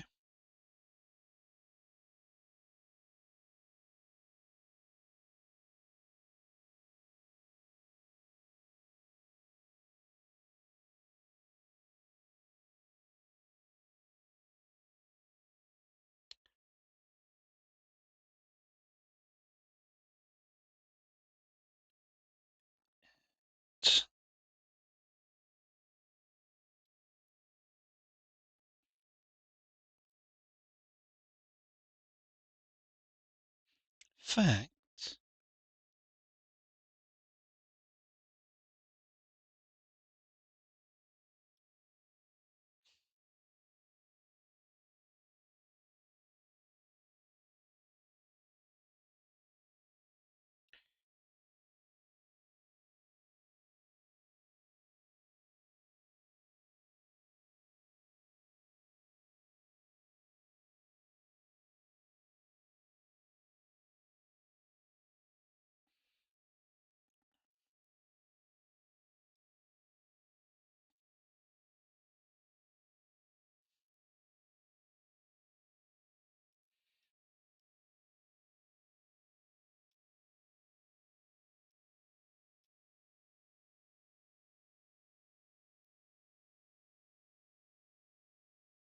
Get those.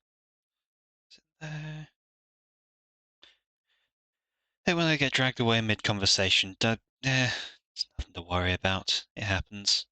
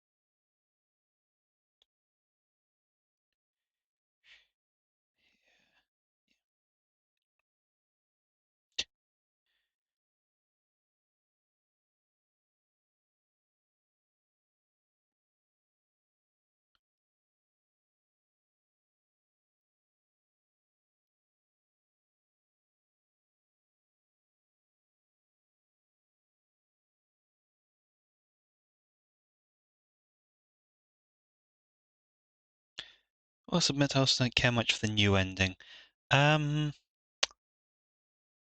Well, from what I've heard, while the ending itself is pretty unpleasant, it's quite good for making other endings better and worse.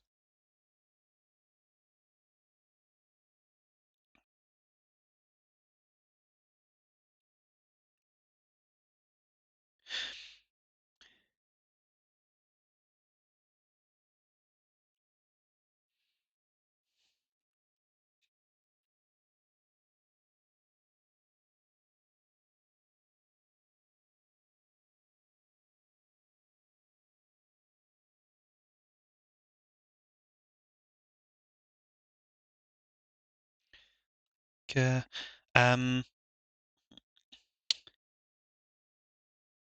well, a good demonstration would a good one that pointed out to me is how, well, obviously how in the base game there's the endings where you can choose Arasaka with the hope of getting the engram removed, and there's the one way, and there's things like the ones where you leave with Panam and just to essentially just live out the rest of your life, at least content with the people around you. But some of the stuff in the ending reveals that like there are definitely groups aside from Arasaka who can fix you. There are 100% guaranteed groups who can do that.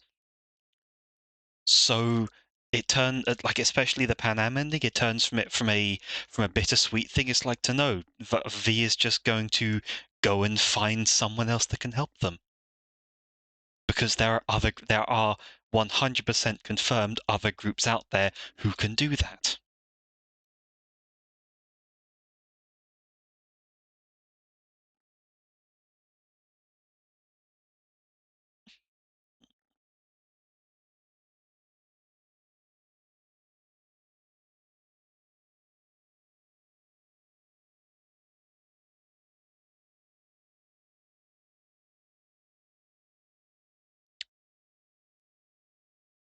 Yeah.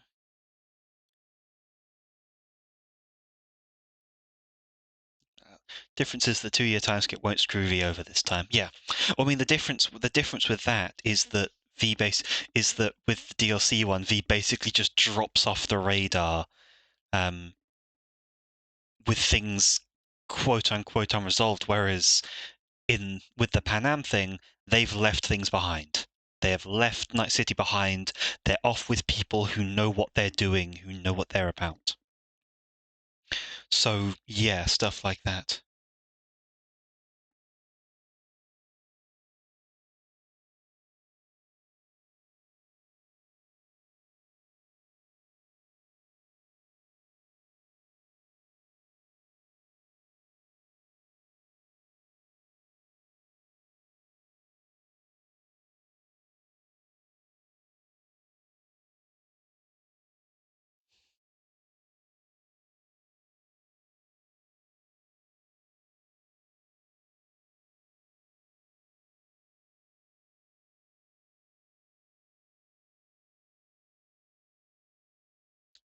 So yeah, that's the so it's stuff like that that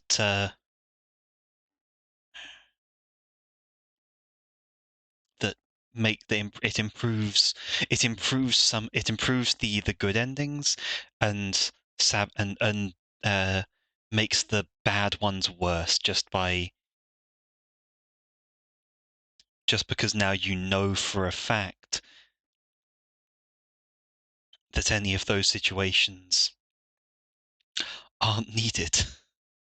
They don't need to come about.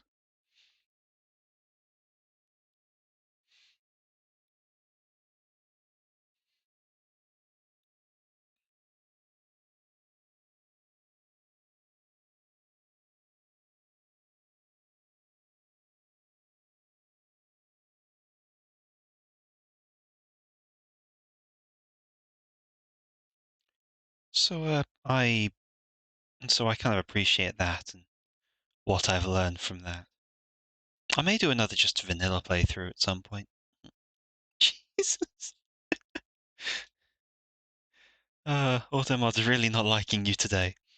Either way, I also don't like how V is still an unknown, even though before the final mission, V can have beat a world champion Fire to dismantle the Voodoo Boys, infiltrated Konpeki Plaza, potentially tell Noosa to fuck off, and a bunch of other major things, and V isn't even recognized after 2 years and has no clout. It's not that they're not I get it's not even I think they're not that recognized. It's the fact that one, they have no wares anymore, and two, every single one of their contacts has fallen off the radar and gotten stuck doing other things. Like even if you take people even if you say people recognize V still has nothing left to offer. Well, no, all of them, all of the allies V had have has vanished. Um, the people they knew, the friends they'd made, like it is established that all of their contacts, all of their useful contacts have moved on or have been lost to one thing or another. And so like not only can they not really do the fixing thing because they can't use any augmentations anymore, they can't they just can't compete.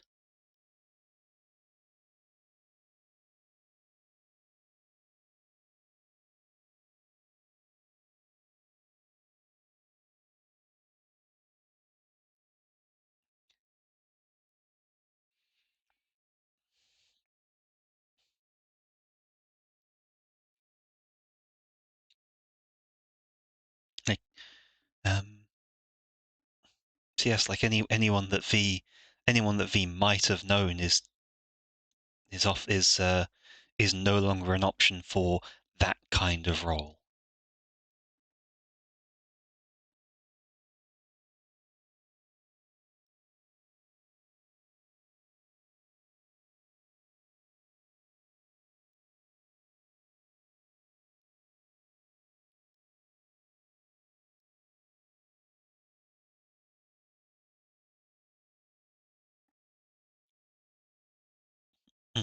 The other way, there's still the fixer contacts. Granted, Padre is out of the game, but all the fixers disappearing, especially Roko owns the afterlife and has protection. The thing is, though, even in that case, like while yes, there are some who could still be around, V doesn't need a fixer does not need a fixer as a contact, because fixers are the ones with the contacts. You need people who can do other things. You need other runners. And V no longer has access to all of that.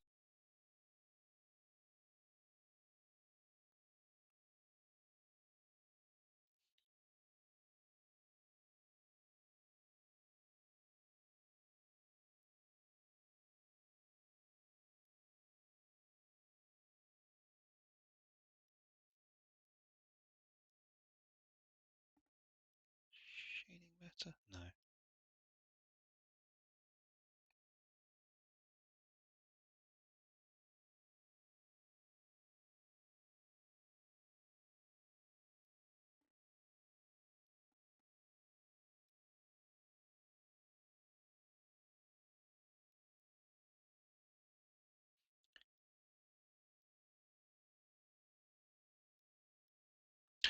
mean, either way, I think V should have been recognized as at least the legend who got out. Maybe. I I suppose I can see your point there, giving V some kind of status for that. Though I can see why they didn't, because that kind of spoils the message of the price of taking the Noosa offer as essentially a deal with the devil.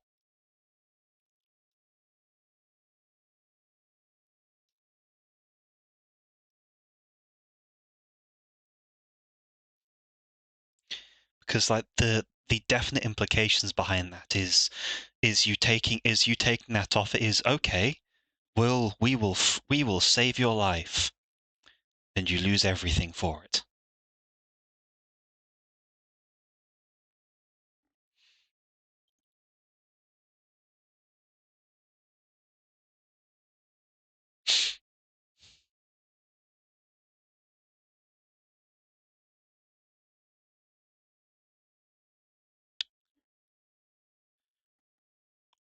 And to be honest, if granted they didn't know how intense the surgery ended up being, I'm talking about as a story beat for as a storyline beat for from the side of CDPR. Uh, I'm talking about like what it actually feels like, because even if you don't know exactly what you're going to lose, any corp deal is a deal with the devil, and like the Arasaka ending is just as bad in that regard. It's still the same.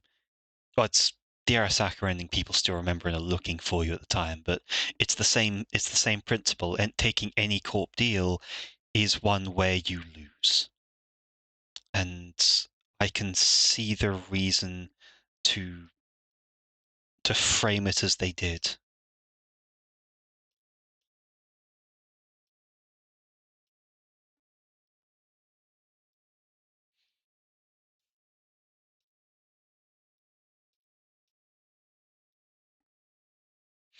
Plus, that one doc on the AV was a prick. Was a prick, tranking V instead of suggesting V call as many as they can, so they aren't disappearing off the face of the earth for a bit. Fair chance they didn't care, right?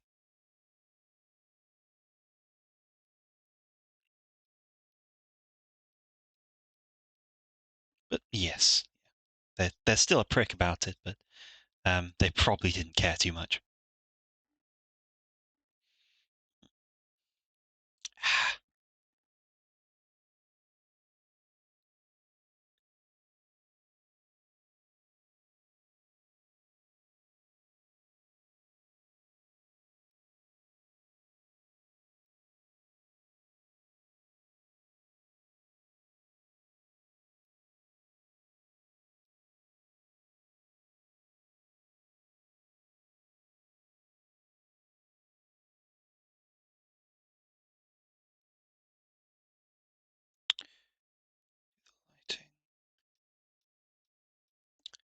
This needs. I think I might just need to go white.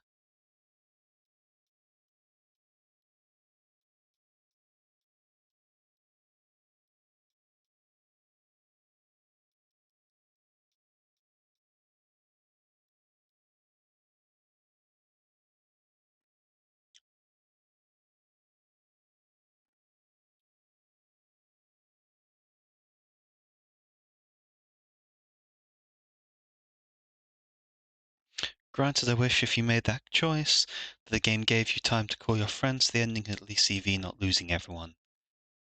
It would be nice, and that seems to me like entirely counter to the point of it.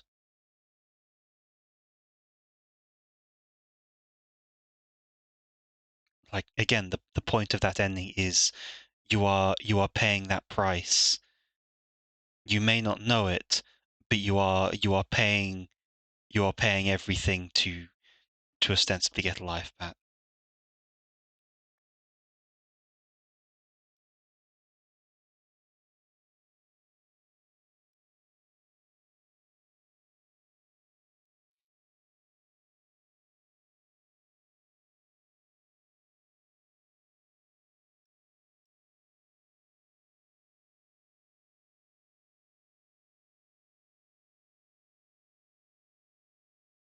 Oh, wrong thing.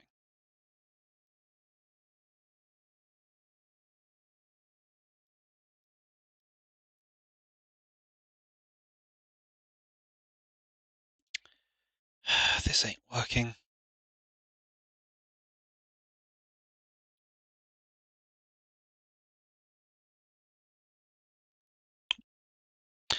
And I do wish your in-game stats let you still do some cool stuff.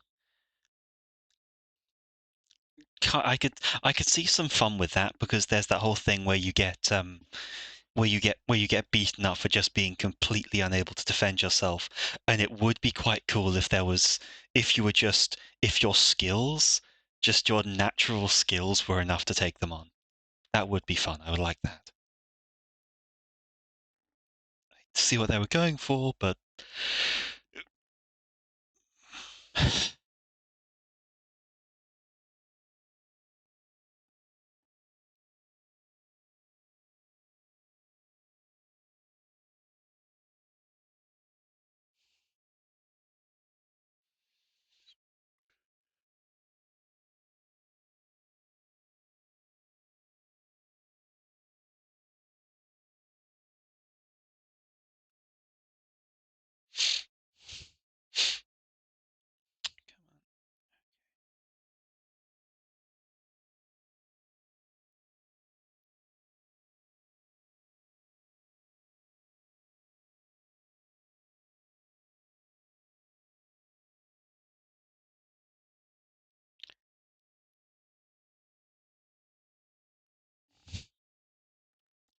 20 body, even without gorilla arms, is still 20 body. Yes. Yeah, that's. Though I. Enough reflex to zero one of the few guns V would have had on the ride to Noosa, because while I know the stash is gone, V would still have something. The thing is, at the same, you have been in a coma for 2 years. That fucks your stats. Being in a coma for 2 years is like, you lose a lot. You lose a lot of your knack in that.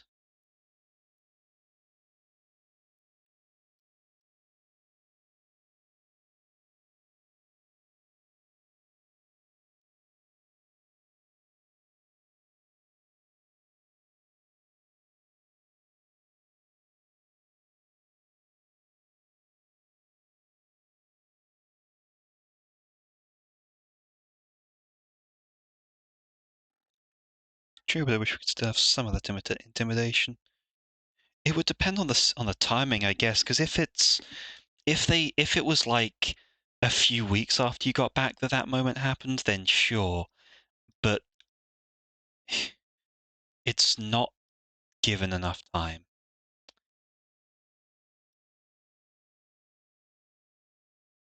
Yeah, I could see an evolution on that ending, where, like, with the right things in place, with the right just baseline stats, or even if you specifically went for like a low mod build, say, I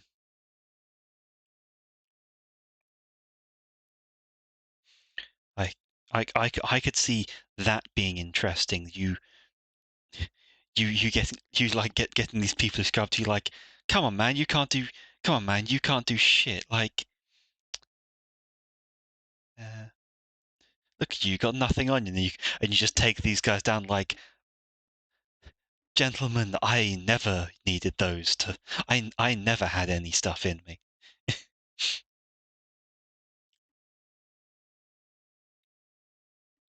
Like that, I could see as.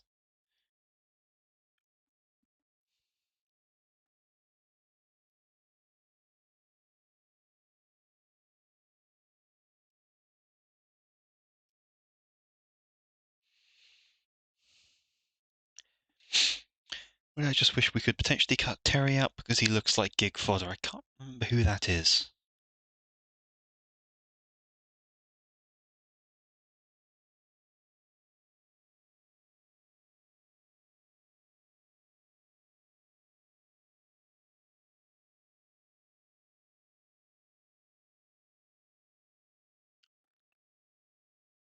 Yeah.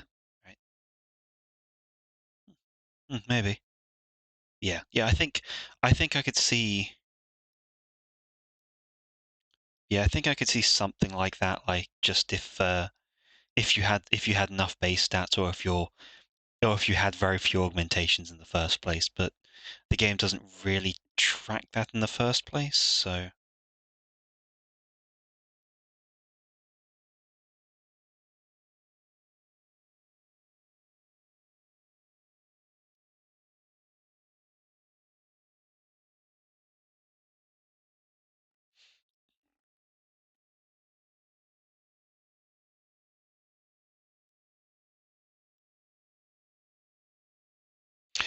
Or at least with the built different perk, at least let us get one cyberware from Vic.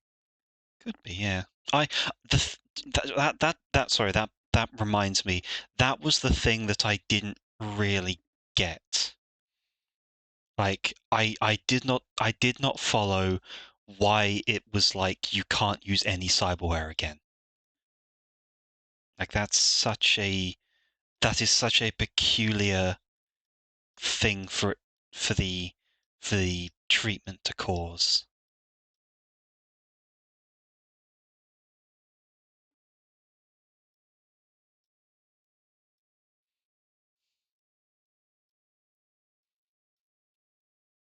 Like the handling for why you can't use it is just seems poorly it just seemed a bit poor to me.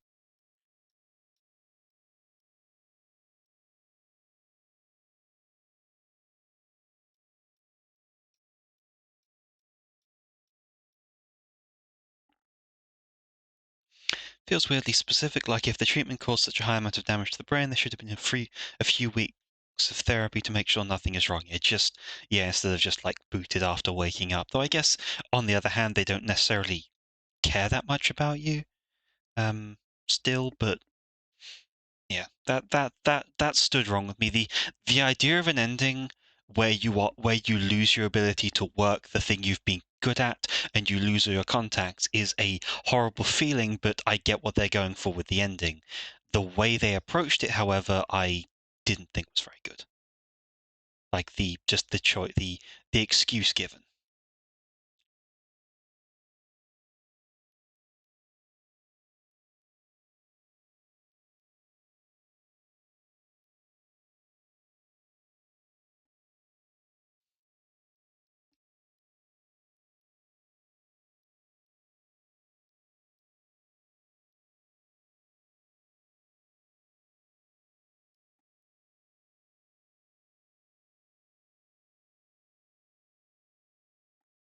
So why do they have to delete Johnny after taking him out? Um, well, I mean, the the chip he's in is already damaged anyway, right? There's already I would figure it already has a limited time on it.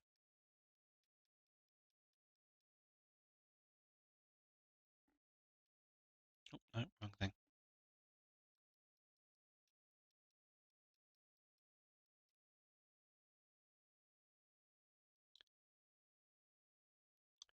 It also might be that it also might be that they wanted to get rid of him because he is still a.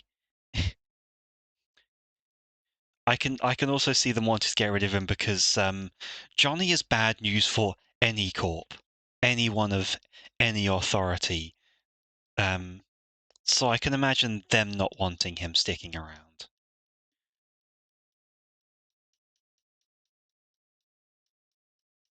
Yeah, this is definitely getting me in the mood to do a Cyberpunk playthrough again. Don't know if I'll play it, but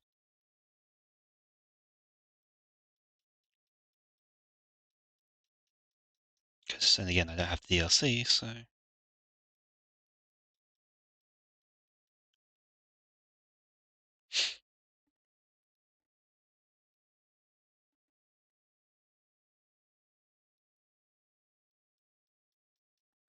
Granted, everyone hates Johnny, even if you were on good terms. Yeah, it's like, yeah, Johnny is still Johnny. Um, like you can get along with him, and that is And I think, and like, there is the implication that part of that is because you are becoming the same person, so your elements of your personalities are bleeding together and making you more compatible as people. So yeah, I think so. If there is a reason they need to delete Johnny, it's that. It's the fact that he is. It's the fact that he is just a threat while he's alive, and there is no organization that wants that.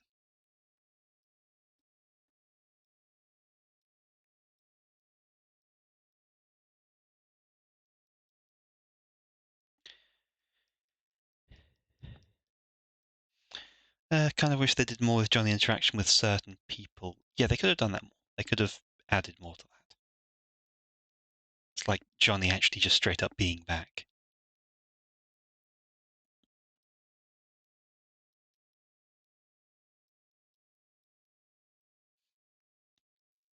I still love him.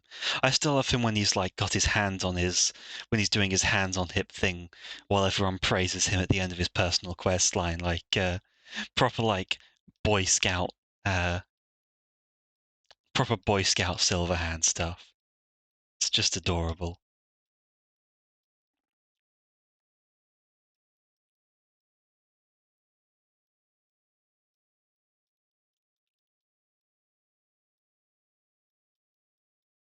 Also, a nice alternative ending is maybe with the other way the DLC goes, you could potentially contact So for brainstorming and coming up with changing the conversion from fully one to the other to full merging the two. Now that would be interesting. Like I would be on board for that. The kind of things like, okay, as we stand at the moment, only one of us comes out of this alive. But what if we make but what if we literally do the most aggressive compromise ever?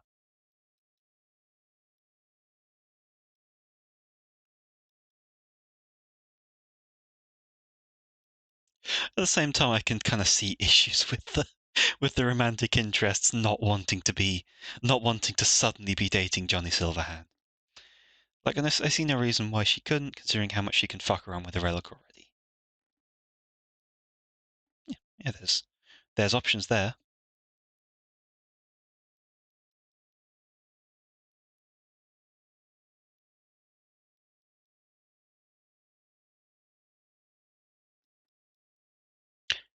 Remind me, his no, I was thinking different. I was thinking of my brain went elsewhere. Sorry.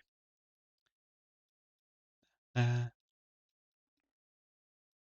oh, by the way, Full, I finished uh, the Swordsmith Village arc for Demon Slayer.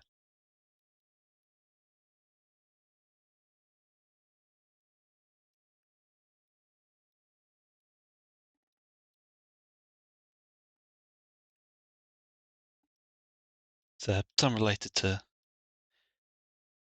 It is going to be mostly fights from here on out. Yeah, sounds. Disappointed he couldn't keep that fancy sword, but at the same time, they wouldn't let him. That would have been too far for like this. Like they already made a massive jump in. You are going to be tired from the Infinity Castle. God, it's the God, just the difference in like just the jump in the skill and what they're accomplishing between Entertainment District and Swordsmith Village, and then presumably Infinity Castle.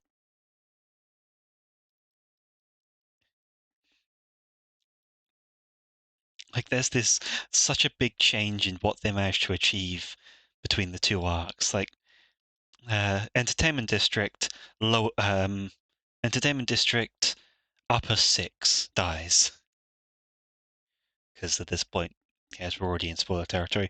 Like Entertainment District, they Upper Six gets taken down, and that's the whole thing, killing one of them, and that almost kills basically everyone involved.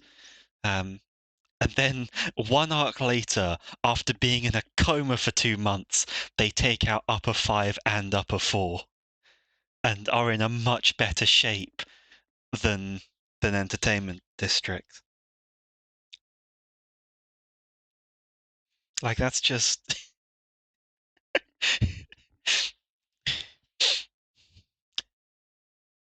they're also very clearly kind of signposting which people are the most effective.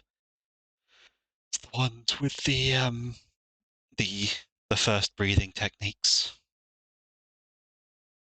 Infinity Castle is basically a boss rush. Again, Entertainment District onwards is a boss rush. That is all they've been fighting at this point.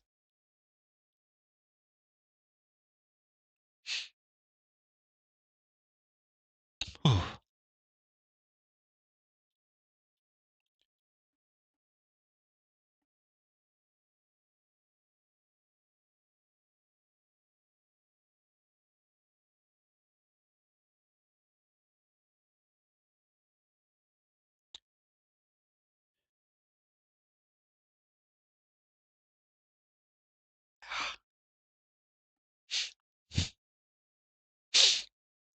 But all the bosses are somewhat bullshit because decapitation is not enough. Imagine establishing a solid rule for how to kill these guys, then consistently make it not matter because everyone of importance has already countered it. On the one hand, makes sense that they'd seek a way to handle their biggest problem. On the other, yeah, it's a bit dumb to set that rule up and then break it.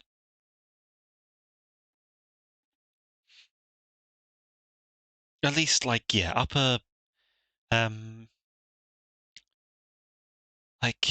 upper six, upper six was still consistent. But the ones so far have been like at least ultimately it comes the ones I've seen thus far have been yeah.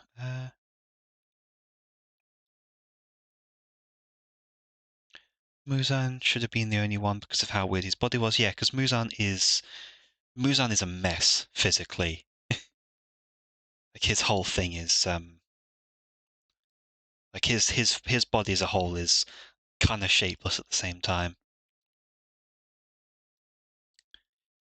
It's like at least all of the ones I've seen, like upper four through six, they all do still technically have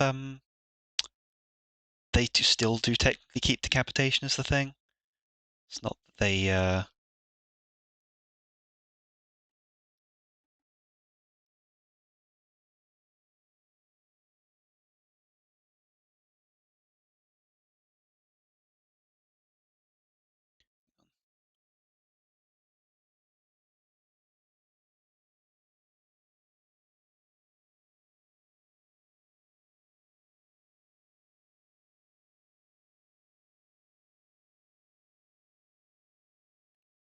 and then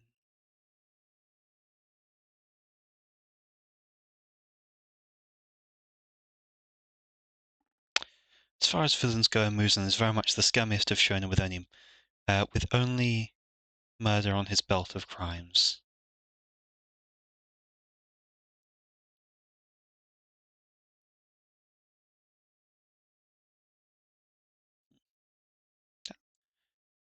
That's right.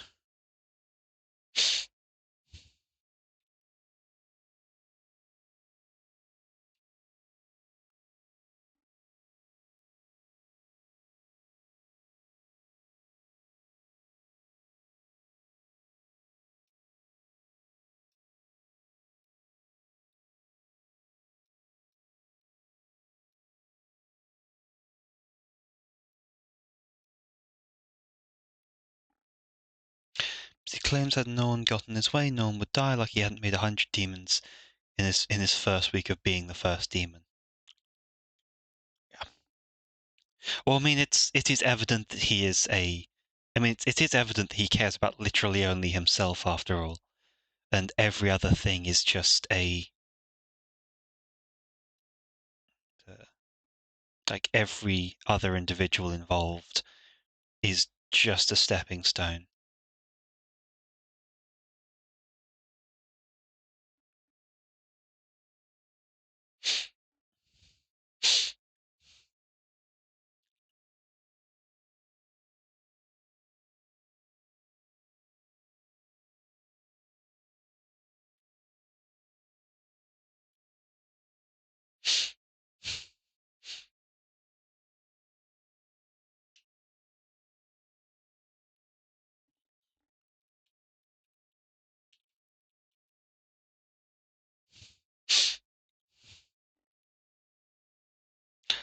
Plus, he is actually kind of stupid.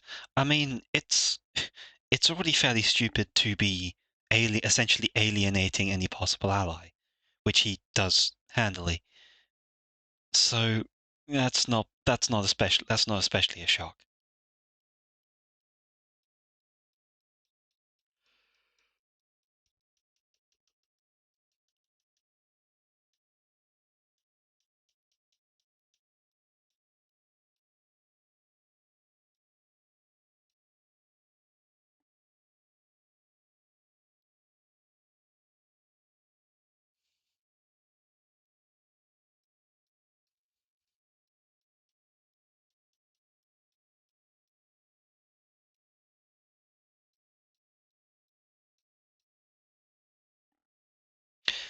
Yeah, he's the villain who ultimately fucked around and find out. It is also a very common thing. Like it's a very standard trope for villains to be isolated, to have lots of resources, but be individuals, and to be alone at the top. And he is very definitely alone at the top because his entire business strategy is create people he will use and then discard. He has no friends. He has people who do what he says, but like there is like he is entirely divorced from anything like that.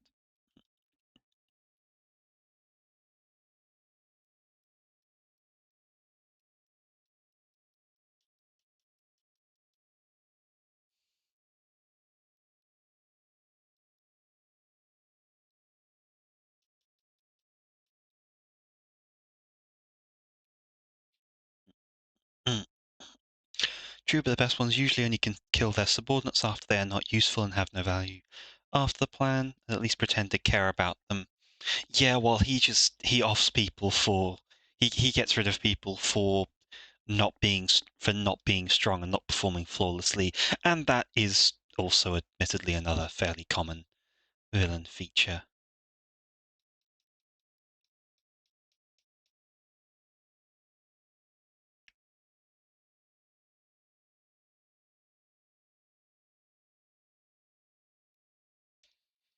Essentially having no patience for anyone who does not perfectly anticipate and complete their objectives for them.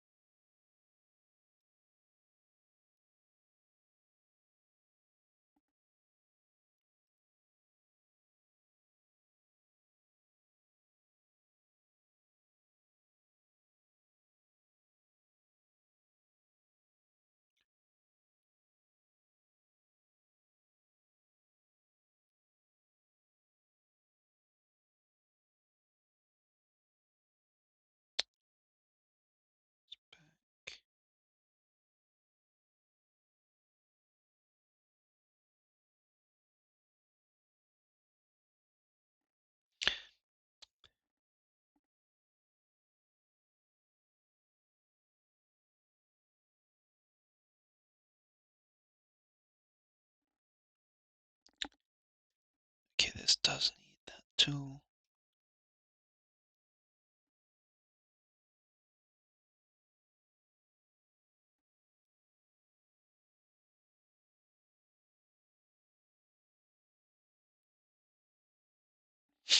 Like when I think Aizen's from Bleach is the best shonen villain because he knows the trips and defies them pretty neatly. Like, when his subordinates fucked around and found out, rather than kill the survivor, he just punishes and demotes him, knowing full well that will drive him to do better than any idle threat. Yeah, it's the classic of do you know what happens to do you know how we treat failure? Kills a random unrelated person. It's like that's not helping much, Chief. That's killing someone who was actually qualified to do their job. Hang on a second, I have to make sure I have this. Okay, good. This is a playlist song. It's like I need to keep this song in my lists.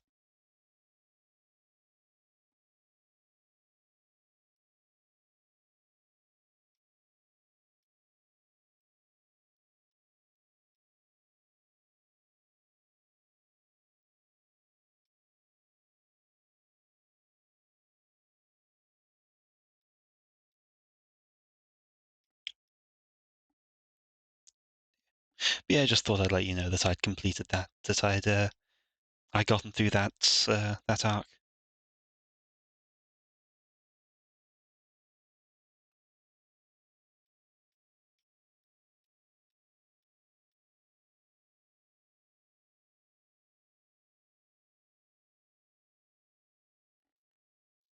Well, a good bit of his existence is that Eisen just low-key trolls his subordinates rather than act malicious until he can see a potential gain in it, which is, smart plays.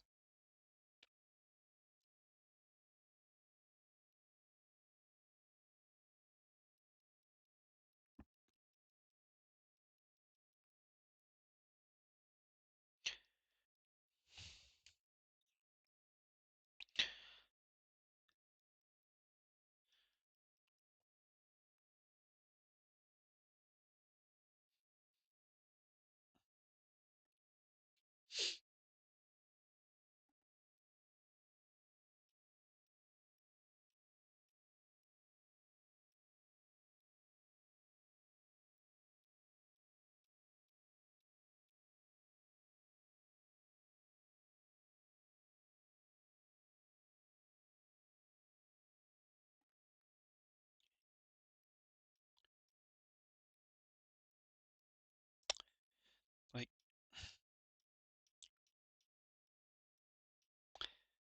the second strongest of his elite units is the previous king he usurped. And not only does he hate that he's suddenly subordinate to this guy, but he was made number two, despite having the power to speed up someone's life till they're nothing.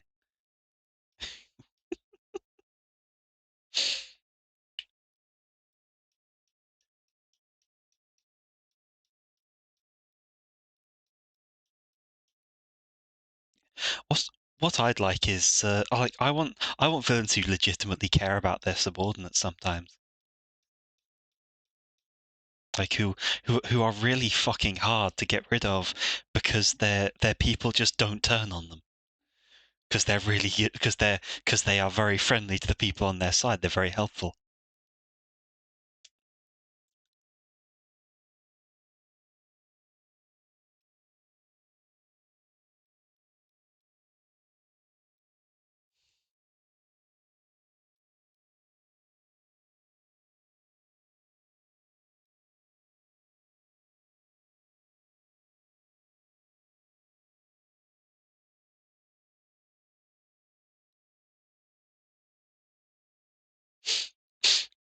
Honestly, yeah, no more of this offing the guy who fucked up because you underestimated the main character. Yeah, I would absolutely love just a villain who is still in it for like selfish reasons, who is still doing it to rule the world or whatever, but who has collected set of underlings that they genuinely care about and who genuinely cares in return.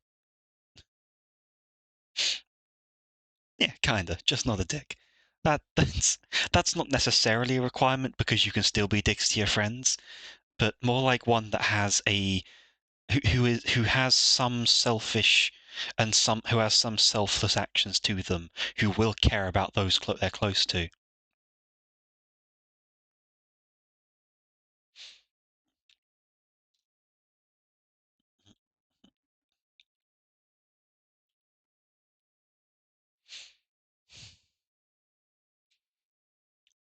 think she's mostly done.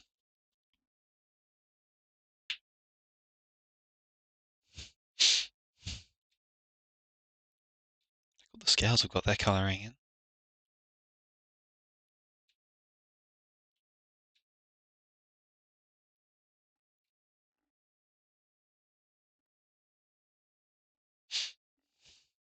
Like Bleach has a few of these, just none of the major faction leaders, just certain sub-factions. Like the number 3 of his army genuinely cherishes her subordinates and fights harder when they get hurt, but she's choosing to work with the guy with a god complex. And that is what derails a lot of those things usually. You have the problem of what the you have the problem of like why these people work for X.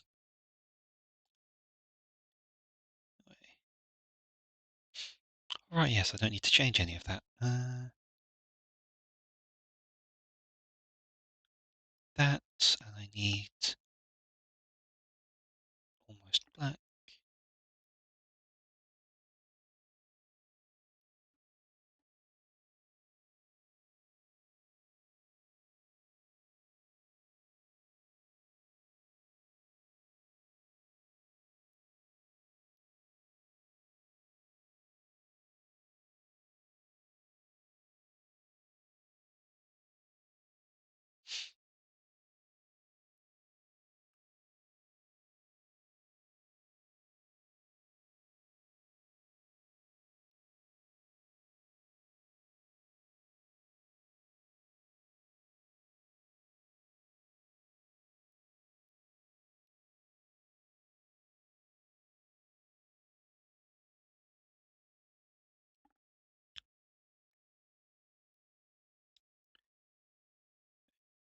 Got this to do.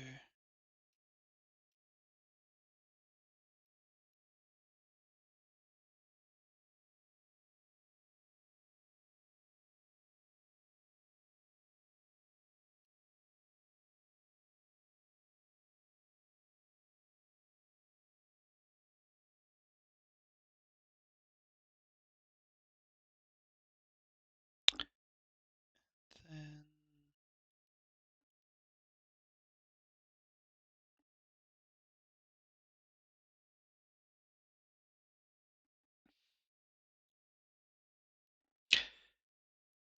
number 6 has pride complex, but his subordinates choose to work with him because they respect him as a future king.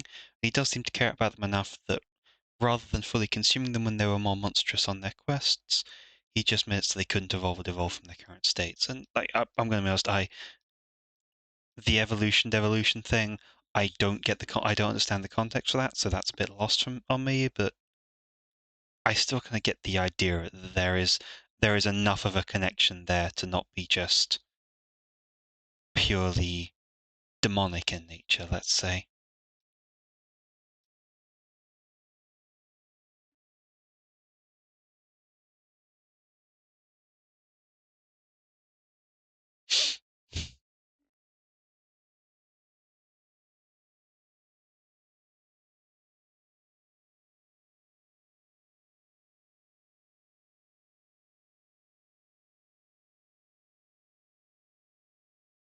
And the current arc, while the main villain does use his subordinates as he sees fit, he does care for them as family and allies. It just happens he's willing to do a lot in his crusade to usurp God, and that does produce a more nuanced take on things.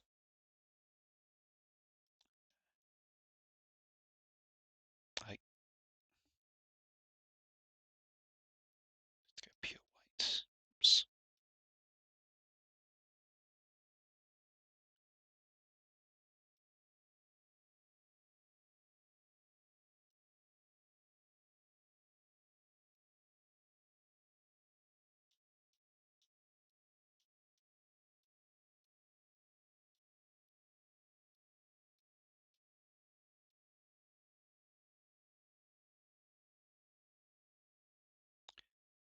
Put that up. That's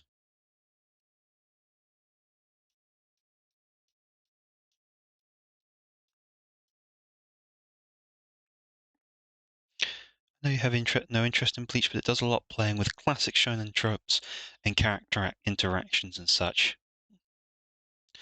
Who knows? There is always a chance I'll end up watching this stuff, not because of any particular interest in it, but because I need something to listen to or watch while I work. Like that's how I ended up watching a load of JoJo, because I needed something that I didn't care about enough to like commit too much energy to, but but still had a little more going for it than say a Transformers plotline. At least like movie stuff.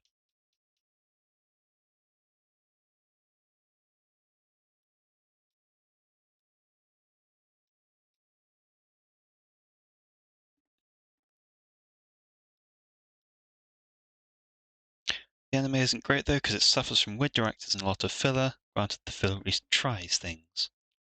Well, we will see. We'll see if I ever get around to developing any interest.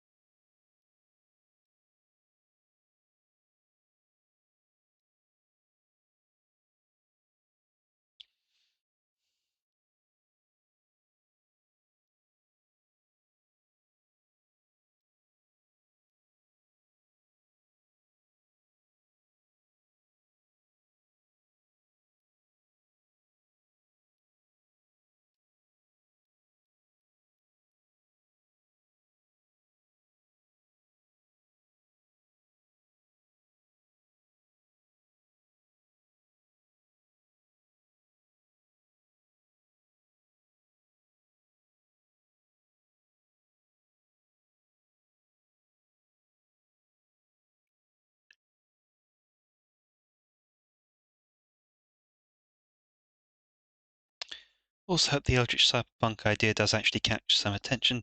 I am not entirely sure how you're going to manage that, given that Cyberpunk has literally no magic set up in it, and that there are distinctly like other things that suit that better.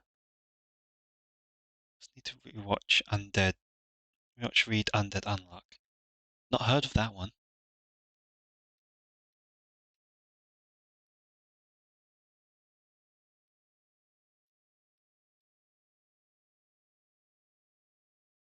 Oh god, I did it again.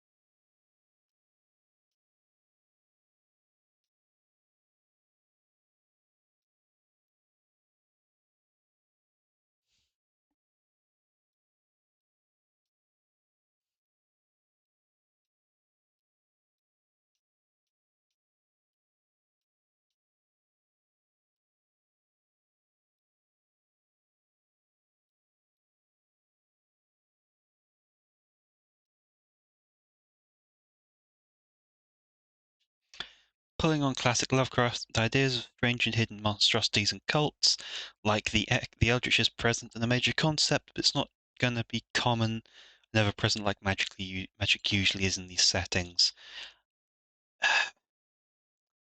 So it's a little bit out there, but there is a book I would recommend if you ever get the chance to pick it up, called Echo City, which is it's kind of great for a bit of that stuff.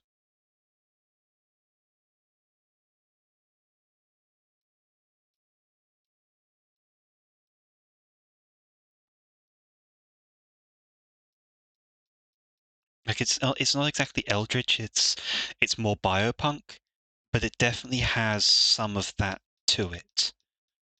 Some of the like the relevant themes.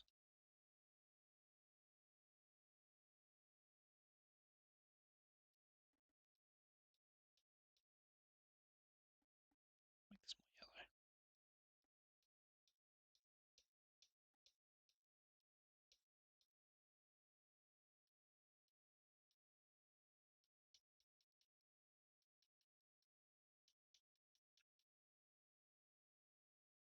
And I've actually used it to inspire a couple of things from my setting.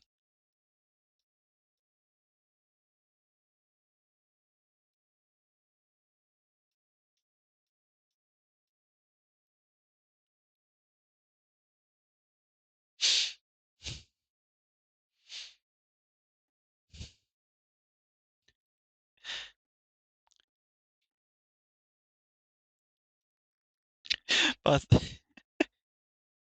by the way, I think this is correct. Yeah. What do you think of the smallest hefter? Keep in mind that I am aware of the slight the slight kind of jinx look to her color palette.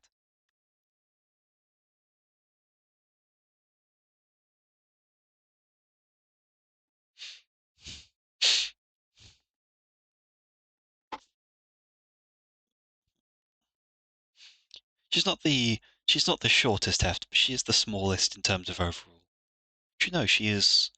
Yeah, she is. She is second shortest, I think, by 2 inches.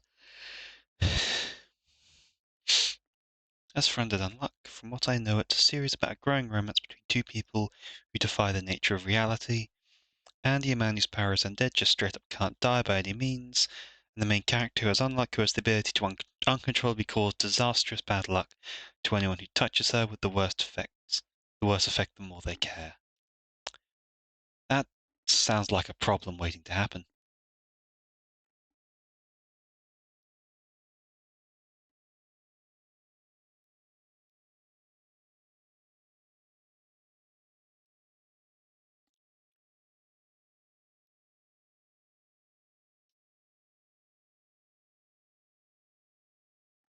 It gets complicated because of shonen stuff in the power system. I mean, it's going to be complicated with a premise like that.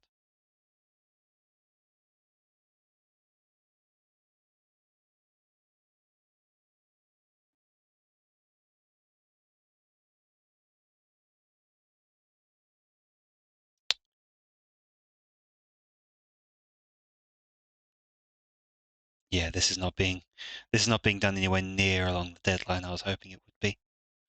Oh well.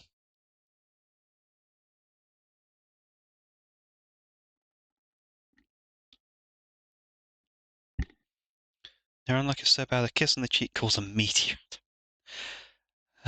Oh no.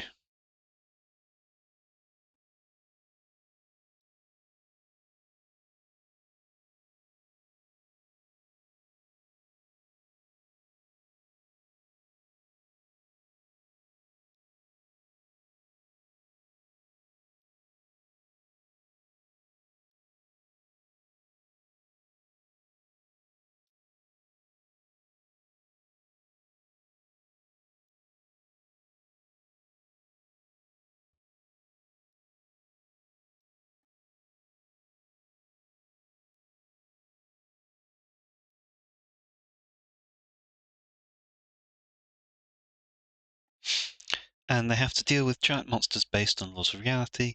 Like this power system is super high concept sounding and I want to see where it goes. So I think it has kind of potential. Though it does sound like they're just going to make. It does sound like it could very quickly just evolve into, making shit up for with very little consistency.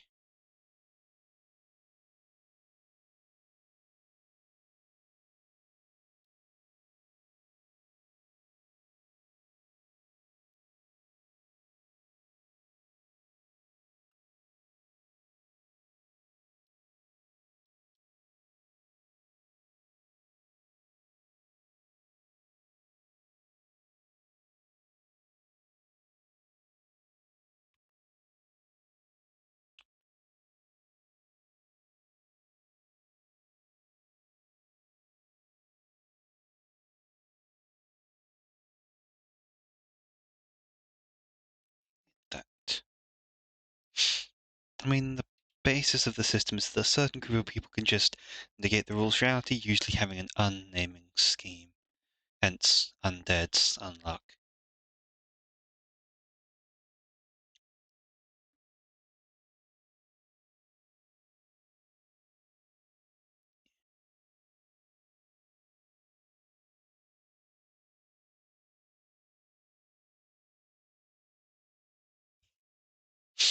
Which again does still have the issue with it that it sounds like it'll end up that some things will just end up being a bit kind of broken a bit too easily, let's say.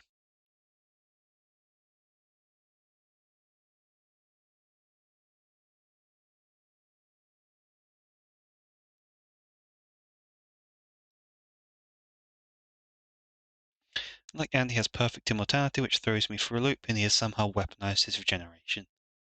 A concern?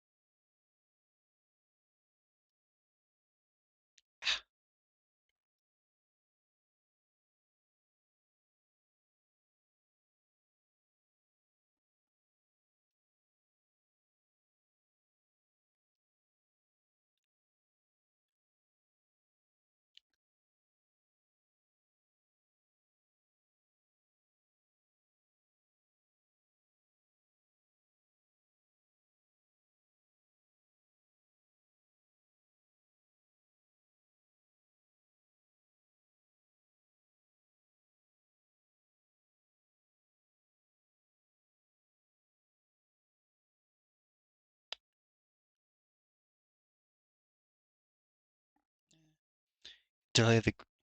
He can choose how things grow back. He can delay the growth of his hands to have bone blades, or use his own blood to fly. Is that like a blood jetpack or something? I can't think of how else that would work.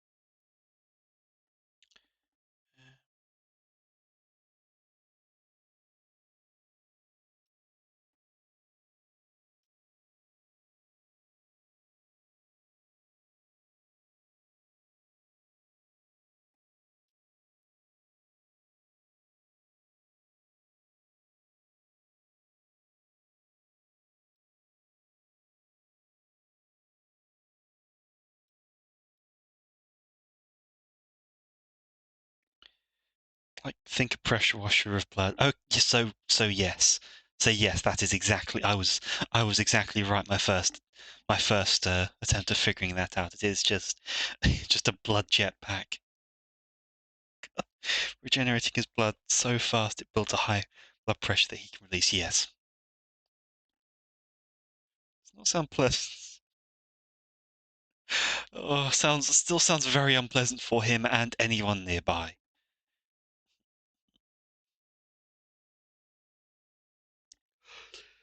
God, that sounds like I'm not even mad about the implications of that. That's just I hear that and that's just like that sounds kind of grody. Um,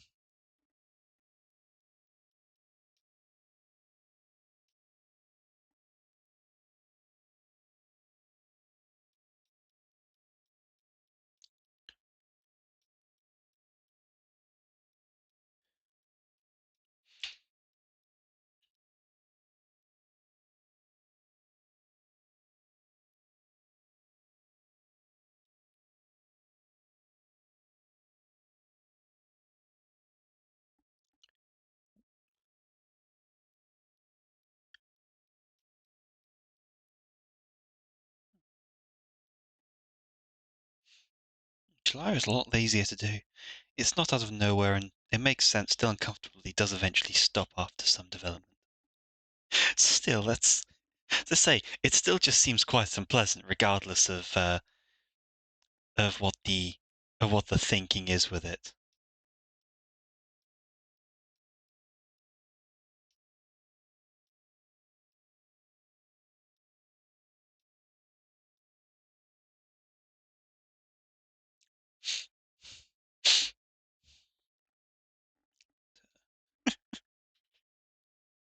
Fair enough. Like,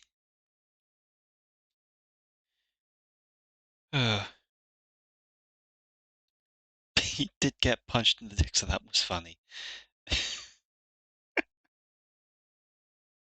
All right, all right.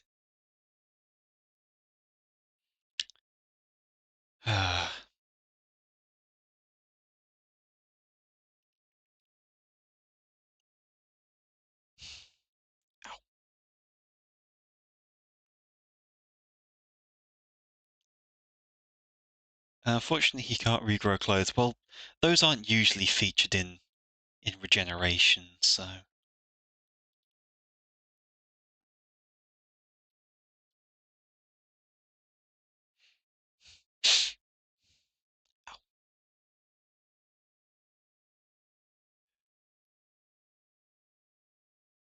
Sorry, itching knuckles.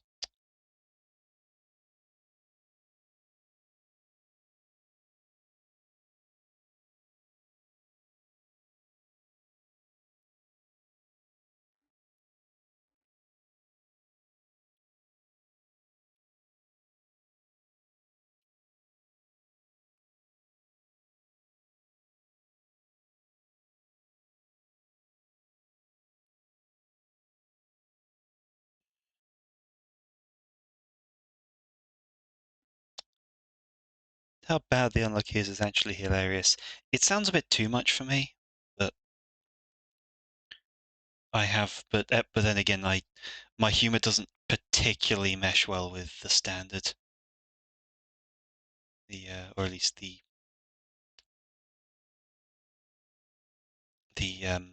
lot of like the embarrassment humor such stuff and such, not really my thing. But who knows?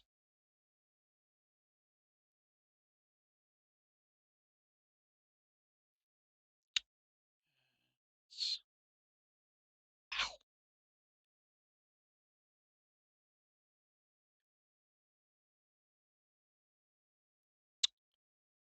sorry, I'm itching a lot. Because in a day, a piece of bridge with him falls in front of a bullet train. Crate of bananas fall from a plane and lands, and we get struck by lightning, and then a meteor comes out of nowhere after a kiss on the cheek. It's not the embarrassment I'm referring to. I'm referring to how nonsense the unluck power is. My point is more that people's idea of I don't usually jive with people's idea of hilarity, but with a lot of the commonly employed forms of humor. At least not in terms of like media usage. Comedians, yes. People telling jokes, yes. But like televised in setting comedy, I usually it often bounces off.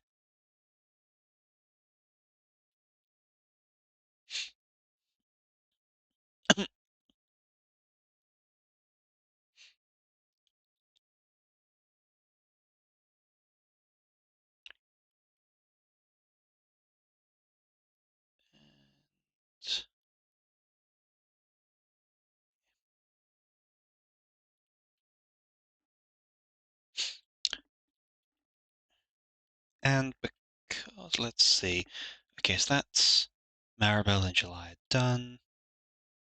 Probably fill in these two and then just steadily work my way across the screen. Of course, before that, it's definitely dark for the main character because her power is made life hard to justify having. Yeah, and then of course she runs into someone who is immune to all of that.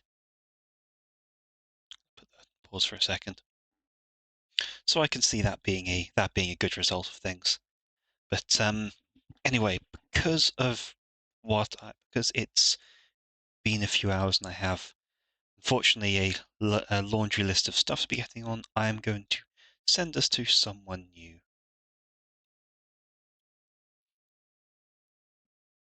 That's weird. Uh, this is just this emoticon is someone I just found on browsing. They're playing Fire Warrior. They're playing the Warhammer Fire Warrior game, which it's a game I really want to make a revised version for. So I'm sending us over there. Um, as usual, the raid message is always the same, at least until I can think of anything better. thanks to everyone who came today. Next stream is going to be on Tuesday. I'm going to be shifting Mondays to Wednesdays because I seem to just work better with them at the moment. And it's going to be art, unless something really significantly changes, it won't be this anymore. It'll be other stuff, commissions or whatever it is. So yeah, say hi to this Eve-looking robot. And I'll see people next time. Till spring rises once more on another wonderful day.